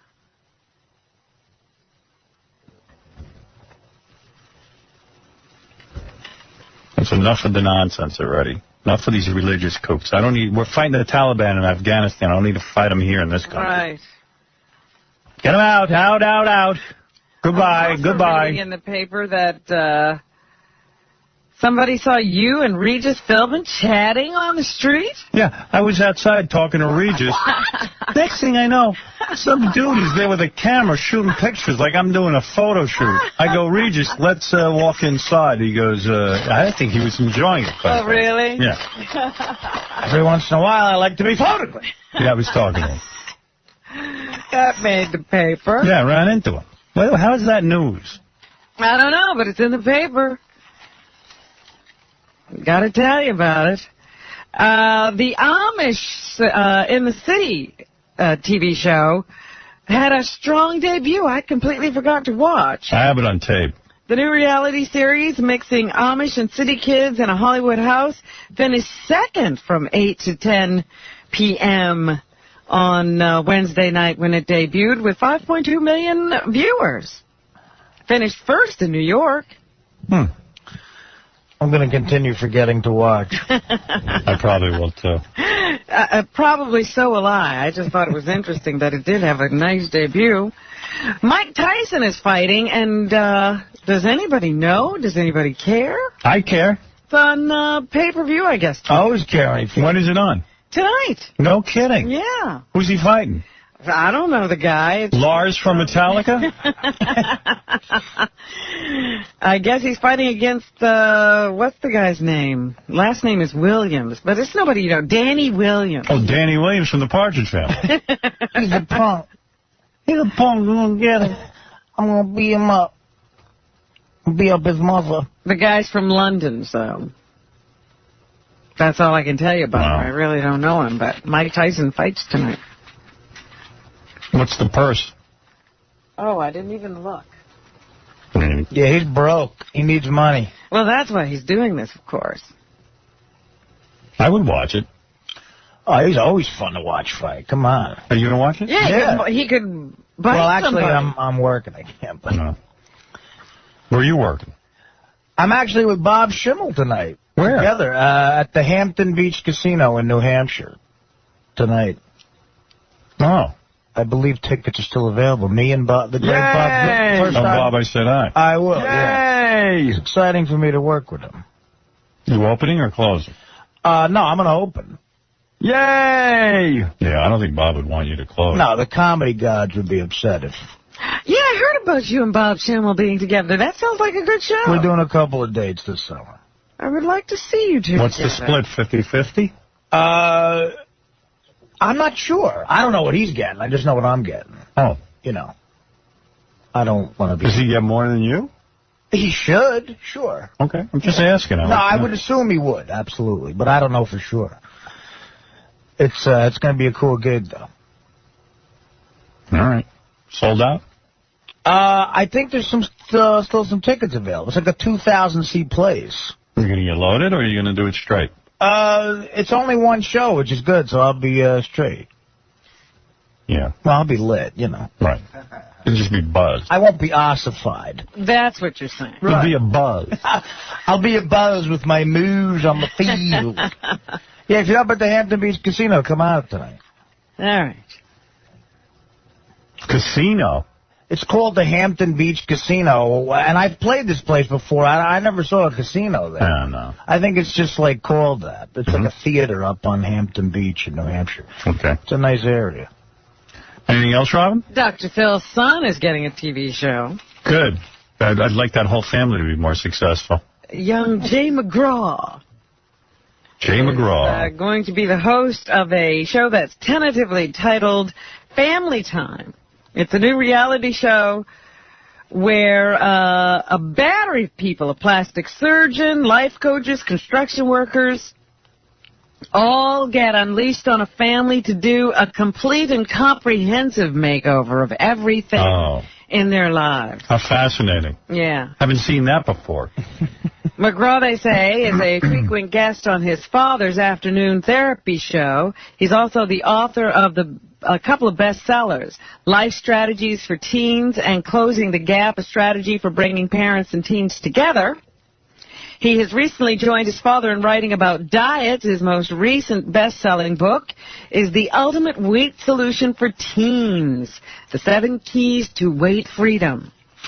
I hope the kid is at least not fat like his dad. No, I don't think he's ever been fat, which is, of course, why he could write a diet book. But Doesn't seem to stop anybody when they're fat from writing a diet book.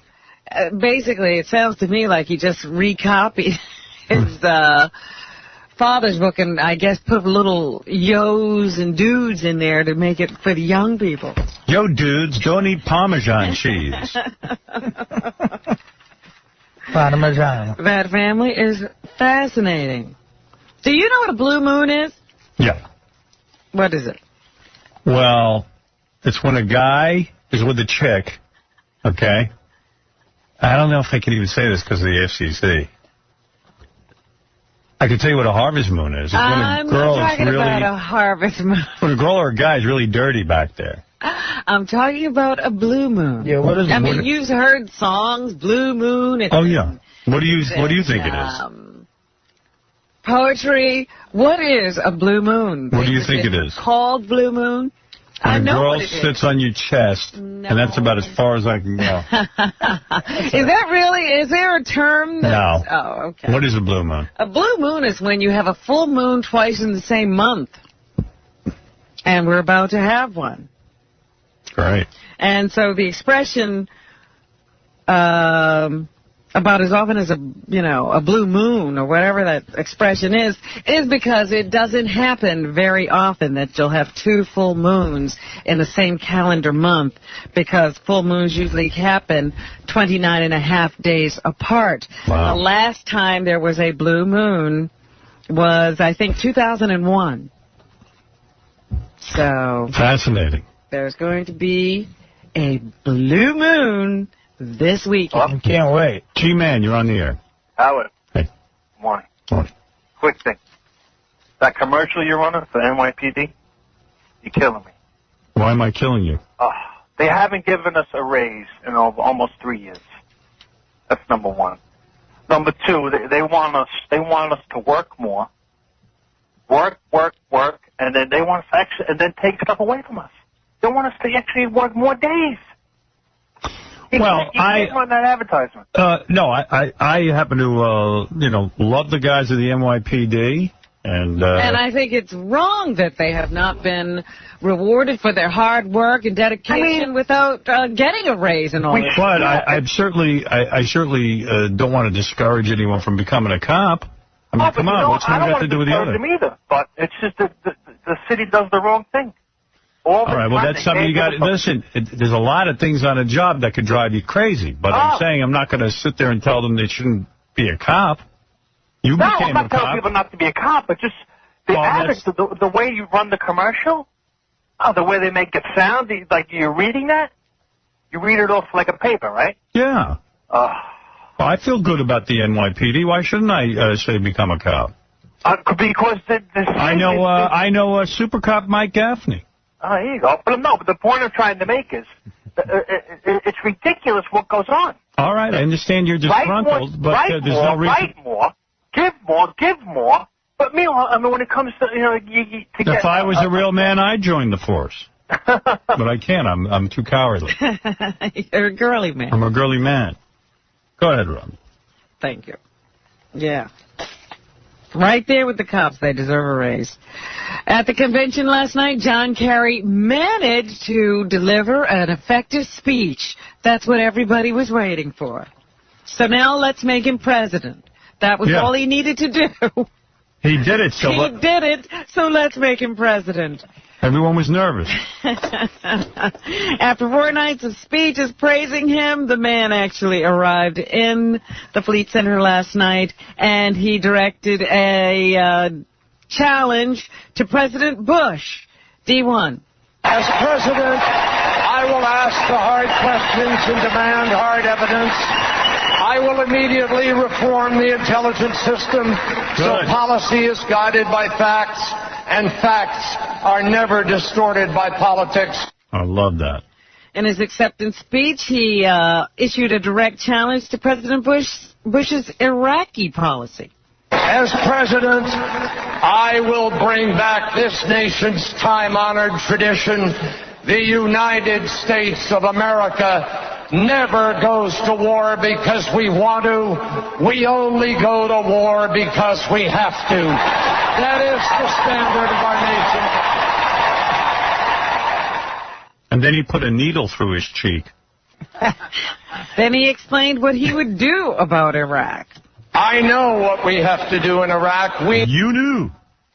We need a president who has the credibility to bring our allies to our side and share the burden, reduce the cost to American taxpayers, reduce the risk to American soldiers.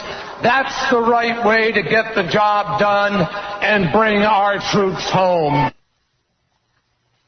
No, let me tell you, when he becomes president, he's going to have a big mess on his hand in a lot of different areas. Oh, yeah. Because a lot of things aren't even being paid attention to. All right. Sounds like he's making some good points. And he says this is the most important presidential election ever, D5. What if we find a breakthrough to Parkinson's, diabetes, Alzheimer's, and AIDS? What if we have a president who believes in science so we can unleash the wonders of discovery like stem cell research and treat illness for millions of lives? Right. Yes. What if? What if you're in a wheelchair, you're waiting for this research, and we've been delayed 4 years? It's got to piss you off. So, of course, after he gives a speech, everybody has to analyze it. Here's a political science person from Emory University. Her name is Merle Black, or he or she is Merle Black, and that person says Senator Kerry achieved his purpose when addressing the American people at the DNC. Kerry was introducing himself for the first time to this very large American audience, and I think he did a very good job of doing that. I think a lot of Americans who may have not have paid attention to him before probably would have liked what they saw. And then, of course, they got to bring in, to be balanced, a Republican. Here's the chairman of the Republican National Committee, Ed Gillespie. He says, I'm not impressed with Senator Kerry's speech. As a member of the Senate Intelligence Committee with access to the same information that President Bush had, John Kerry was as forceful as anyone in making the case for removing Saddam Hussein from power and implementing the Clinton administration's policy of regime change. And here he says, again, he's not impressed. This speech largely was in many ways, a rehash of his standard stump speech that we've heard. Many people, though, probably heard it for the first time. And the fact is, he didn't lay out much new policy. He was not very forward-looking at all in this speech. Very backward-looking, it seemed to me. That's funny. Well, he's got a lot to look back on. He's looking back at all that mess, trying to figure out what he needs to do with it. And what's the song that's going to come out of this presidential campaign? You know, I already know. You don't have to tell me. This is the big one. Some people want it all, but I... No, that ain't it. What are you talking about? No, I know what it is. It's this one. Where is that song? A fag, KC's a fag. He's just the type of guy who loves it in the eye. KC's a fag, KC's a fag. That's not it. That's a nice one. Yeah. No, I don't think that'll rally the entire country. No, in all seriousness, it's a very beautiful song.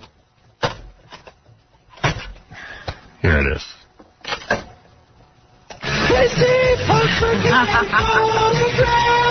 With a German homo. That's a little better, but it's still not right. No? No. The song is...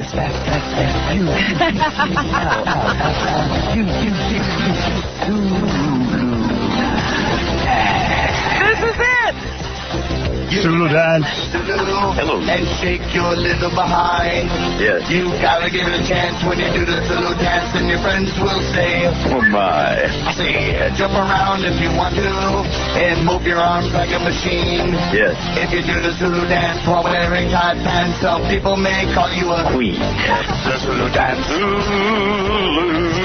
Zulu, just fine. Zulu, Zulu. Now that's ridiculous. Zulu dance is fun to do, Well, but your girl may get jealous.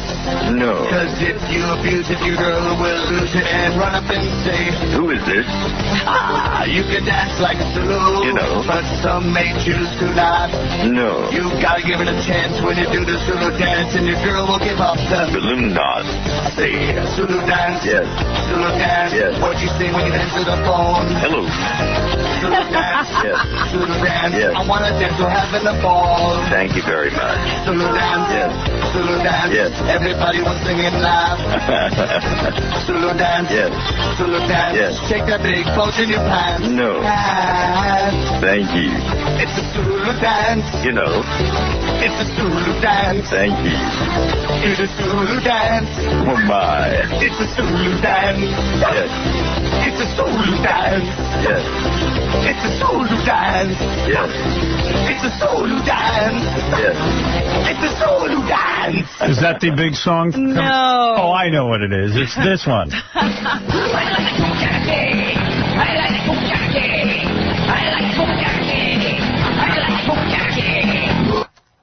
No? All right. It's tough to find this song. Wonder what's. I've played every song in the country. I can't imagine what song it is.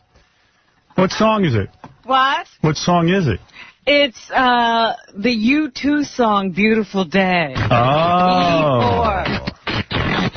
No! All right.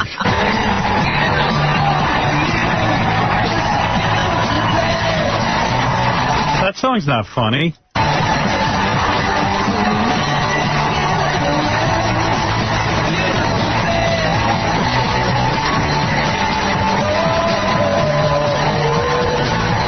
It's supposed to be hopeful, not fun. Lange. Also in the news, the Miss America pageant is axing the talent competition. Thank God. Yeah, I love that. No. That was the best part of the show. Yo. You mean to laugh at, Robin, right? Right. Right, thank you. Just clarifying. Just let him walk around in bathing suits and we'll pick one. Well, you know what's funny? Because a lot of the people don't have much talent, and it had sort of disintegrated into some people doing stupid, cheesy things like driving a tractor or jumping on a trampoline. Last year there was a girl who held her pee for the entire contest. No matter how many bottles of water she drank. Instead, this year's crowning on September 18th will showcase some of the women performing in a videotaped montage culled from talent routines staged in preliminary competition. So you won't see them actually competing on the show. All right. They'll just be there in their bathing suits and their gowns. Wow. That guy from The Darkness, the frontman, Justin Hawkins, he says he punished himself for cheating on his girlfriend by having his penis pierced. Douchebag. Yeah, he says he likes to torture himself with piercings when he does the wrong thing. All right. On Christmas, he cheated on his manager and longtime lover. So the 28-year-old singer decided to put himself through the piercing operation. So brave. I'm officially never listening to The Darkness again. You are ear delicious. Craziest. I punish myself by going to Scores. Yeah. Punish myself by banging another chick.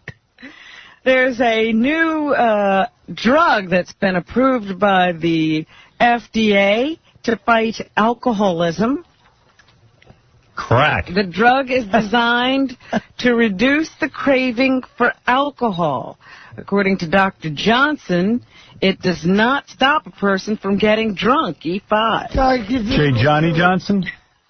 There'd be no point in taking the medication if the whole point was to get drunk. I mean, this medication is to be used with individuals who have a motivation to stop drinking. So it'll just stop your craving. You could still get drunk if you started drinking. Yeah, it's called Quaaludes. What? Quaaludes is the cure, isn't it? For, No. You never think about drinking on lewds. That's another problem. There's something going on between the Apple company and a company called Real Networks. Apple, I guess, is suing Real Networks because Real Networks allows songs purchased from its online stores to transfer to the Apple iPod. And according to Apple, that's tantamount to piracy. And so they don't want that to happen. Here's Larry Magid, our technology expert, to explain what's going on. Apple's making a mistake again. So let everyone use the technology. There's actually a long tradition of companies creating software that's compatible with other people's machines. Apple is apparently trying to protect its iTunes franchise, but the software from Real Networks offers consumers more choices. And Larry is right when he says, listen, everybody has had a long tradition of doing that. It seems to be the right way to go, but Apple's sticking to its guns, I guess. They're going to take it to court. I wonder if stem cells could give Larry a normal voice. I hope not. I don't know how far they go with that stem cell stuff. Yes, Ralph. I think we're in trouble with this whole election thing because Kerry really did not give a good speech. And it was kind of lame. I mean, like every... What would be the difference if he gave a good speech or a bad speech? We need to get rid of this guy. Yeah, I know, but you know, it's going to be hard. It's not about a speech. It's about what you stand for. Yeah, every 2 seconds the guy's mentioning that he's a veteran. It's like, okay, we get it. Like, every 3 minutes in this speech, he's like... Because you got a president who is a chicken hawk. And you've got to... Hey, listen, I want to get him out, but I just don't think... If you got a president who is so brave... and the vice president that talks about kicking this one's ass and that one's ass, but they're the first guys out of the country or on some secret plane when the And you're worried about, when has Bush ever delivered a good speech? Yeah, but he's all right, I gotta go. He got into power without being able to do that. He can barely speak. How about his wife, Kerry's wife? Isn't she a little scary? Why? Oh, come on. You're voting for Kerry's wife, or you're voting for Kerry? Well, you know, she's in there. She's in the middle. Well, then vote for Bush. What can I tell you? This is a bright woman. What's scary about her? She's bright? Scary because Ralph doesn't go out with girls, and girls scare him. Oh. Get off my phone. Movies opening up today, The Manchurian Candidate, one of them. Meryl Streep explains why she didn't watch the original movie before filming this one, A1. I decided early on that I wasn't going to see it, and I... Yeah, because I'm not in it. hadn't. I only watch my own movies. Before we shot, because I was sort of... I thought I would copy her because I'm kind of a sponge. And also I thought... Oh, who cares? Watch the movie. M. Night Shyamalan has a new movie in theaters today. It's called The Village. Here's M, or Night. I think we're supposed to call him Night. Here's Night on his motivation for making this movie. Yeah. I wanted to write about innocence. You know, that was kind of what motivated me to spend this much time making this movie in this world. I wanted to think with innocence. I wanted to speak. His name is M? Night. Yep. So you call him M? No, you call him Night. But his M stands for something. Yes, but you know what? Usually when people go to that first initial, they don't want to be called that name. So call yourself Knight. Like F. Murray Abraham. You got to call him F? I don't know. I mean, I just think it's awkward because he was in here. I didn't call him anything. Well, you were calling him M. Oh, I was it. Gary called him Knight M. I swear. That's embarrassing. Well, Gary's completely confused. Mm-hmm. Bryce Dallas Howard, Ron Howard's daughter, is in the film. And she was asked what sort of advice she got from her father before. My dad has said, if there is anything else you can do, I would recommend that, because it's a very difficult profession. But if you can only do that, put everything you can into it and become obsessed by it and let it be your life. Oh, I hate when famous parents have kids who become famous. It's not fair. Give someone else a chance. Bryce Dallas Howard. She was good in the movie, too. She's very good. Kind of cute, too. I can't believe it. I saw a picture of her. Yeah, she is cute. Denzel Washington is in The Manchurian Candidate with Meryl Streep. And he was asked if he thinks there will be protests over The Manchurian Candidate. They too. He can only hope. And now that Fahrenheit 9/11 made $100 million, he's like, yeah, protest this. Yeah, please. Let's hope that they're that foolish. Because if nothing else, this year has taught us that when people protest and are upset with a movie, it becomes a big hit. He's breaking himself up. He said exactly what you said, though. Must have been listening to you. Yes, Sal. Hey.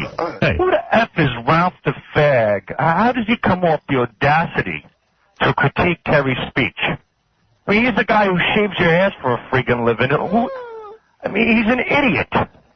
Well, it's irrelevant whether the guy speaks well. I mean, it's really irrelevant. Most people like it. Ralph seems to be in the minority. You know, I didn't see the speech, but those clips sounded fine to me. It's the same dumb speech they all give. It's not a matter of speech. It's a matter of how you handle yourself as a president. Who cares? He sounds like a politician. The worst speech ever given was Bill Clinton at the Democratic National Convention. It was, how many years ago? It was 4 years before he ran for president.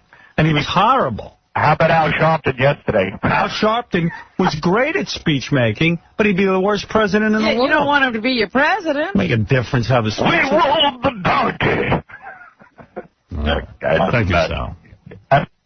Have someone. Have someone. All right, anything else, Robin? Murray Abraham. Murray Abraham. Frank 𝗵𝗄𝗿 is in The Bourne Supremacy. Frank 𝗵𝗄𝗿.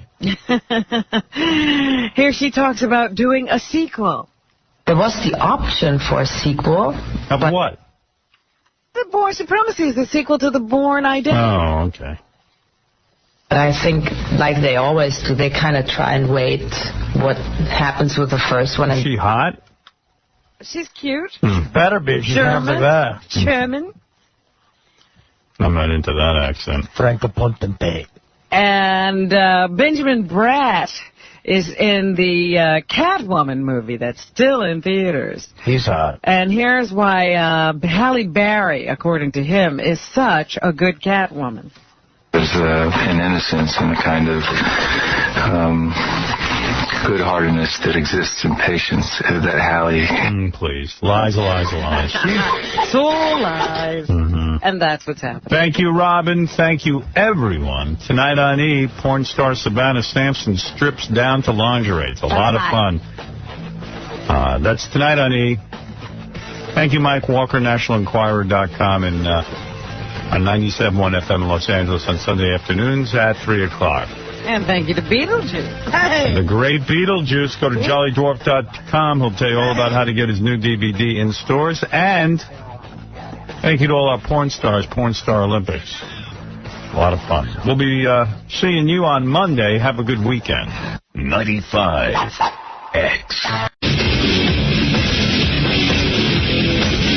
Hey, everybody. What's happening? Good morning.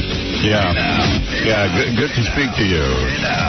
Hey now, everybody. Wow, what a weekend. Some nice weather finally, and New York was actually warm. Just changed your whole attitude. Artie not here today? Not here. Huh? He's got sitcom business. Oh, sitcom business. All right, well, that's important. Great show. Sitcom business.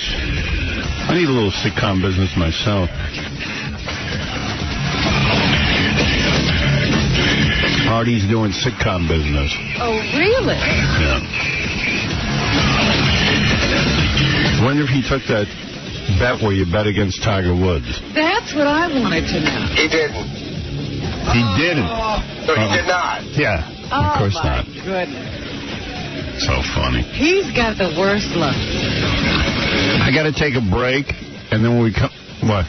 Holy Gary wants to say something. You know, that's just not the funny part. The funny part was that Artie wasn't going to take that bet. He was thinking that Tiger was so good, he was getting better odds on taking Tiger, and he was so close to doing it, Howard. Oh, my God. You were going to get, whatever it was, the odds were better if you just took Tiger to win. So he didn't take Tiger? No, but he was this close to doing it. He changed his mind at the last second. Who knows? The way Tiger was playing, I thought Artie had bet on it. Yeah, Tiger was playing awful. And then he was coming back, I heard. But he came back Saturday, but Sunday was a nightmare. All right. We got so much to do. I just have to take this break, and then I'll tell you a couple of funny stories from the weekend. But first, these words. So anyway, this Dr. Remulak has to call once a day and say this over and over? Yes. I am Dr. Remulak. I can tell you that the interns are fascinated with him. He just does this. And you think he has obsessive compulsive? I finally broke him down. I said, what's the deal? And he said he's OCD. He has to call once a day. Dr. Remulak? I am Dr. Remulak. I am Dr. Remulak. I am Dr. Remulak. I am Dr. Remulak. I am Dr. Remulak. I am Dr. Remulak. I am Dr. Remulak. I am Dr. Remulak. I am Dr. Remulak. Dr. Remulak. He got enough Remulaks in. You're listening to Financial Practices, the art of transcendental meditation. Howard Stern. All right, I'm back. All right, you're going to love this. So last night, now my dad never calls me. you know, he just, like, my mom always calls, and I guess... he communicates through your mother. And I guess she reports anything he has to say to me, and she reports back to him anything I've got to say. She's the go-between. Yeah. But my dad picked up the phone yesterday and called me. He was all excited. He said, you got some brouhaha. Thank you, Dad. My father called me up and he goes, I had to call you. So what's up? I was talking to my next-door neighbor, Gail, and she tells me that they interviewed, do you know the 7 POWs? I said, what? Do you know the 7 POWs? Is this a quiz, Dad? You called me for a quiz? I said, I don't know them personally. Meanwhile, I hadn't watched the news all day. So you didn't know what he was talking about? I kind of knew. I kind of figured it out that there must have been they found POWs or something. I go, yeah. I just go, yeah. He goes, well, he assumes I don't know anyway. That's been our pattern. Right. He goes, well, you know, they found the 7 POWs. And they interviewed them, Gail said. And the 7 POWs, they asked them, how did you pass the time when you were captured by the Iraqis? And they said, we swapped Howard Stern stories. Now, this is a great thing. And I said, that is a great thing. You're absolutely right. He goes, you should have to get confirmation. I don't know if it's what's going on, but you have to get tape of that. Because for the 7 POWs to swap Howard Stern stories is a big story. So I said, you're absolutely right, Dad. I'm going to check into it. Thank you for calling me. So I write a note to Gary. Speak to me about the 7 POWs this morning. So I said to Gary this morning, I said, look, I don't know if it's for real. For all I know, it could be a Captain Jenks phone call. I just don't know. Yeah. My dad called up last night and said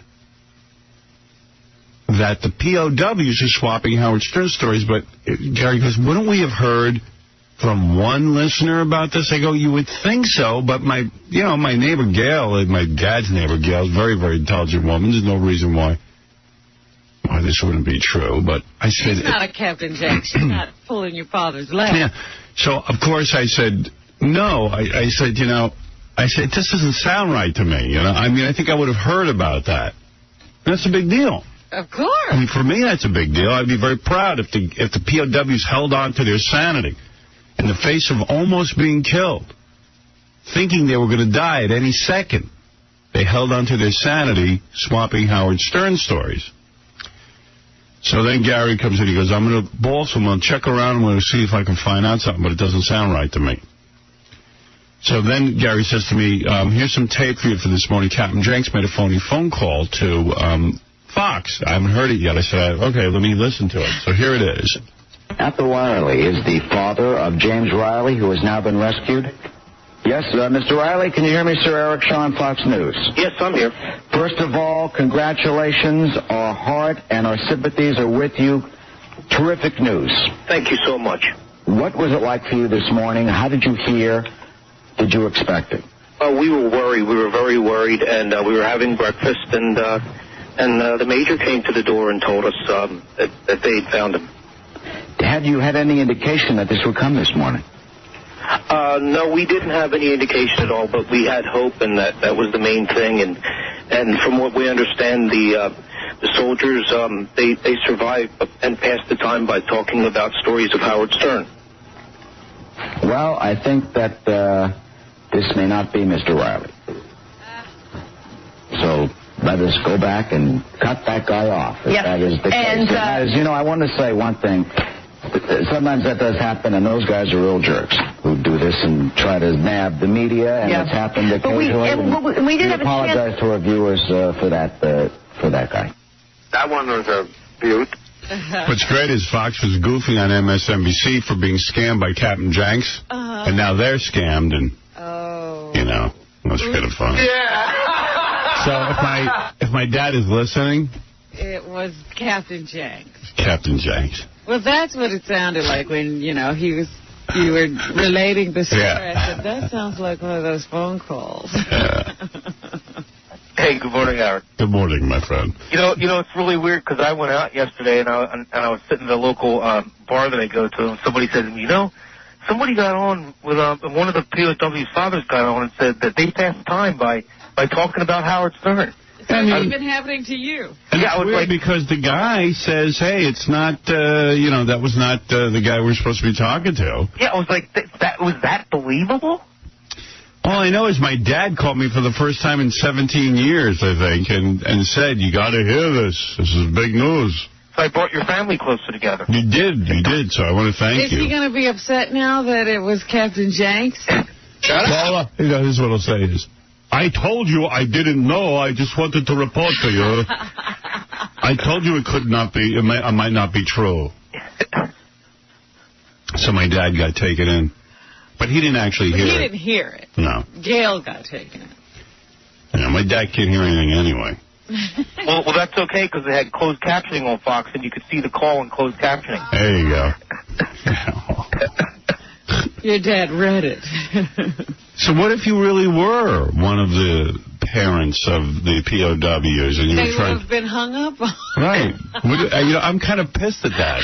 I mean, what if they really were talking about you, Howard? And if there's any news story where you're related in some way or another, and they go on to a news channel and call in about this, you'll get cut off whether it's true or not. Because of you. Fault. It's your fault. If I'm actually in the news, I'll be cut off. No one will believe it. But this guy probably, the guy's real father, he's from New Zealand, Sergeant Riley. Yeah. And he's got a New Zealand accent. And they just did a press conference 15 minutes before I went on the air, and it's like I'm sitting there like eating a cheesesteak. They put you right through. Oh, yeah, I didn't even try this time. Right. I'm thinking they called you and said, would you please go on? Yeah. Next week I'm thinking about calling CNN and telling them the Easter Bunny, and I want to get on and wish everybody Happy Easter. They'll put you right through. All right, Captain, thank you. See you later, Howard. That's Captain Jenks, whose stories bring families closer together. How funny is that? So will you call your father this afternoon? No. I told you not to be stupid, you moron. For what reason? Let them think the POWs talk about me. Dad, yeah, I tracked that story down. So funny, because I had my parents over Saturday night. I had a little family dinner, Uh-huh. And, my dad doesn't hear anything. He's gonna go for a hearing test now. Did he finally give in? Yeah, because he just doesn't hear. And he goes, look, I know maybe I don't hear so good, but a lot of these people don't enunciate. I said, Dad, they're enunciating. You can't hear. Enunciating any better all his life, and he heard them then. He's like, I think I'm going to go to a doctor. So he's finally given in. Yeah, well, it's not the rest of the world, it's him. He finally figured He's assuming that, they can help him. Who even knows if they can? I said, you better get going. Well, of course they can help him. You don't know. Some people, the hearing aid doesn't work. If you don't put it in. Well, my father already was like, do you know President Clinton wears a hearing aid? Oh, so it's okay now. Now it's cool. Because he's like a good-looking stud, and if my dad's going to get laid... Yeah, it's like the new earring. Yeah. I got my hearing aid. You can't even see it. Ladies. Come on. Let's go. President Clinton gets laid. Monica Lewinsky, I've got a hearing aid. Yeah. Yeah. Friday night, I went over to the Def Leppard concert over at the Beacon Theater. Yeah. It was pretty good. But I only stayed like 20 minutes. I went out and got drunk beforehand, so I was having trouble. You have to stand up because no one sits in their seat. And I realized the room might have been spinning a little. So I figured I better go out and get some air. How do you know it was good? You were drunk. All I know is I couldn't hear it for about 2 hours afterwards. Oh, my God. You know what? I forgot to bring earplugs, which I normally do. Oh, you do? You're one of those people? Yeah, my ears get really burnt out. Like, I get this high hiss in my head after a rock concert. Really? Yeah. Yeah, I get that a lot. You don't hear, you don't get, this sort of sound? No. Do you get that, Fred? Only if, really, really super... But I think it has to do with the headphone stuff. You seem to be more sensitive to it. I don't know, man, but I always was like that. Not a long time. Yeah, maybe I was there a half hour. I don't know. Who knows how long I was there? Take it easy. You have a hiss. Yeah, it was like... Dad. There were little kids in the audience. And I don't know why people subject the kid was holding his ears. It was too loud. It was too loud for these little kids. Kid must have been about 8. Wow. You know, I don't even know what those kids are doing at these concerts. Why are they there? But they were pretty good Def Leppard. I'm not a huge Def Leppard guy.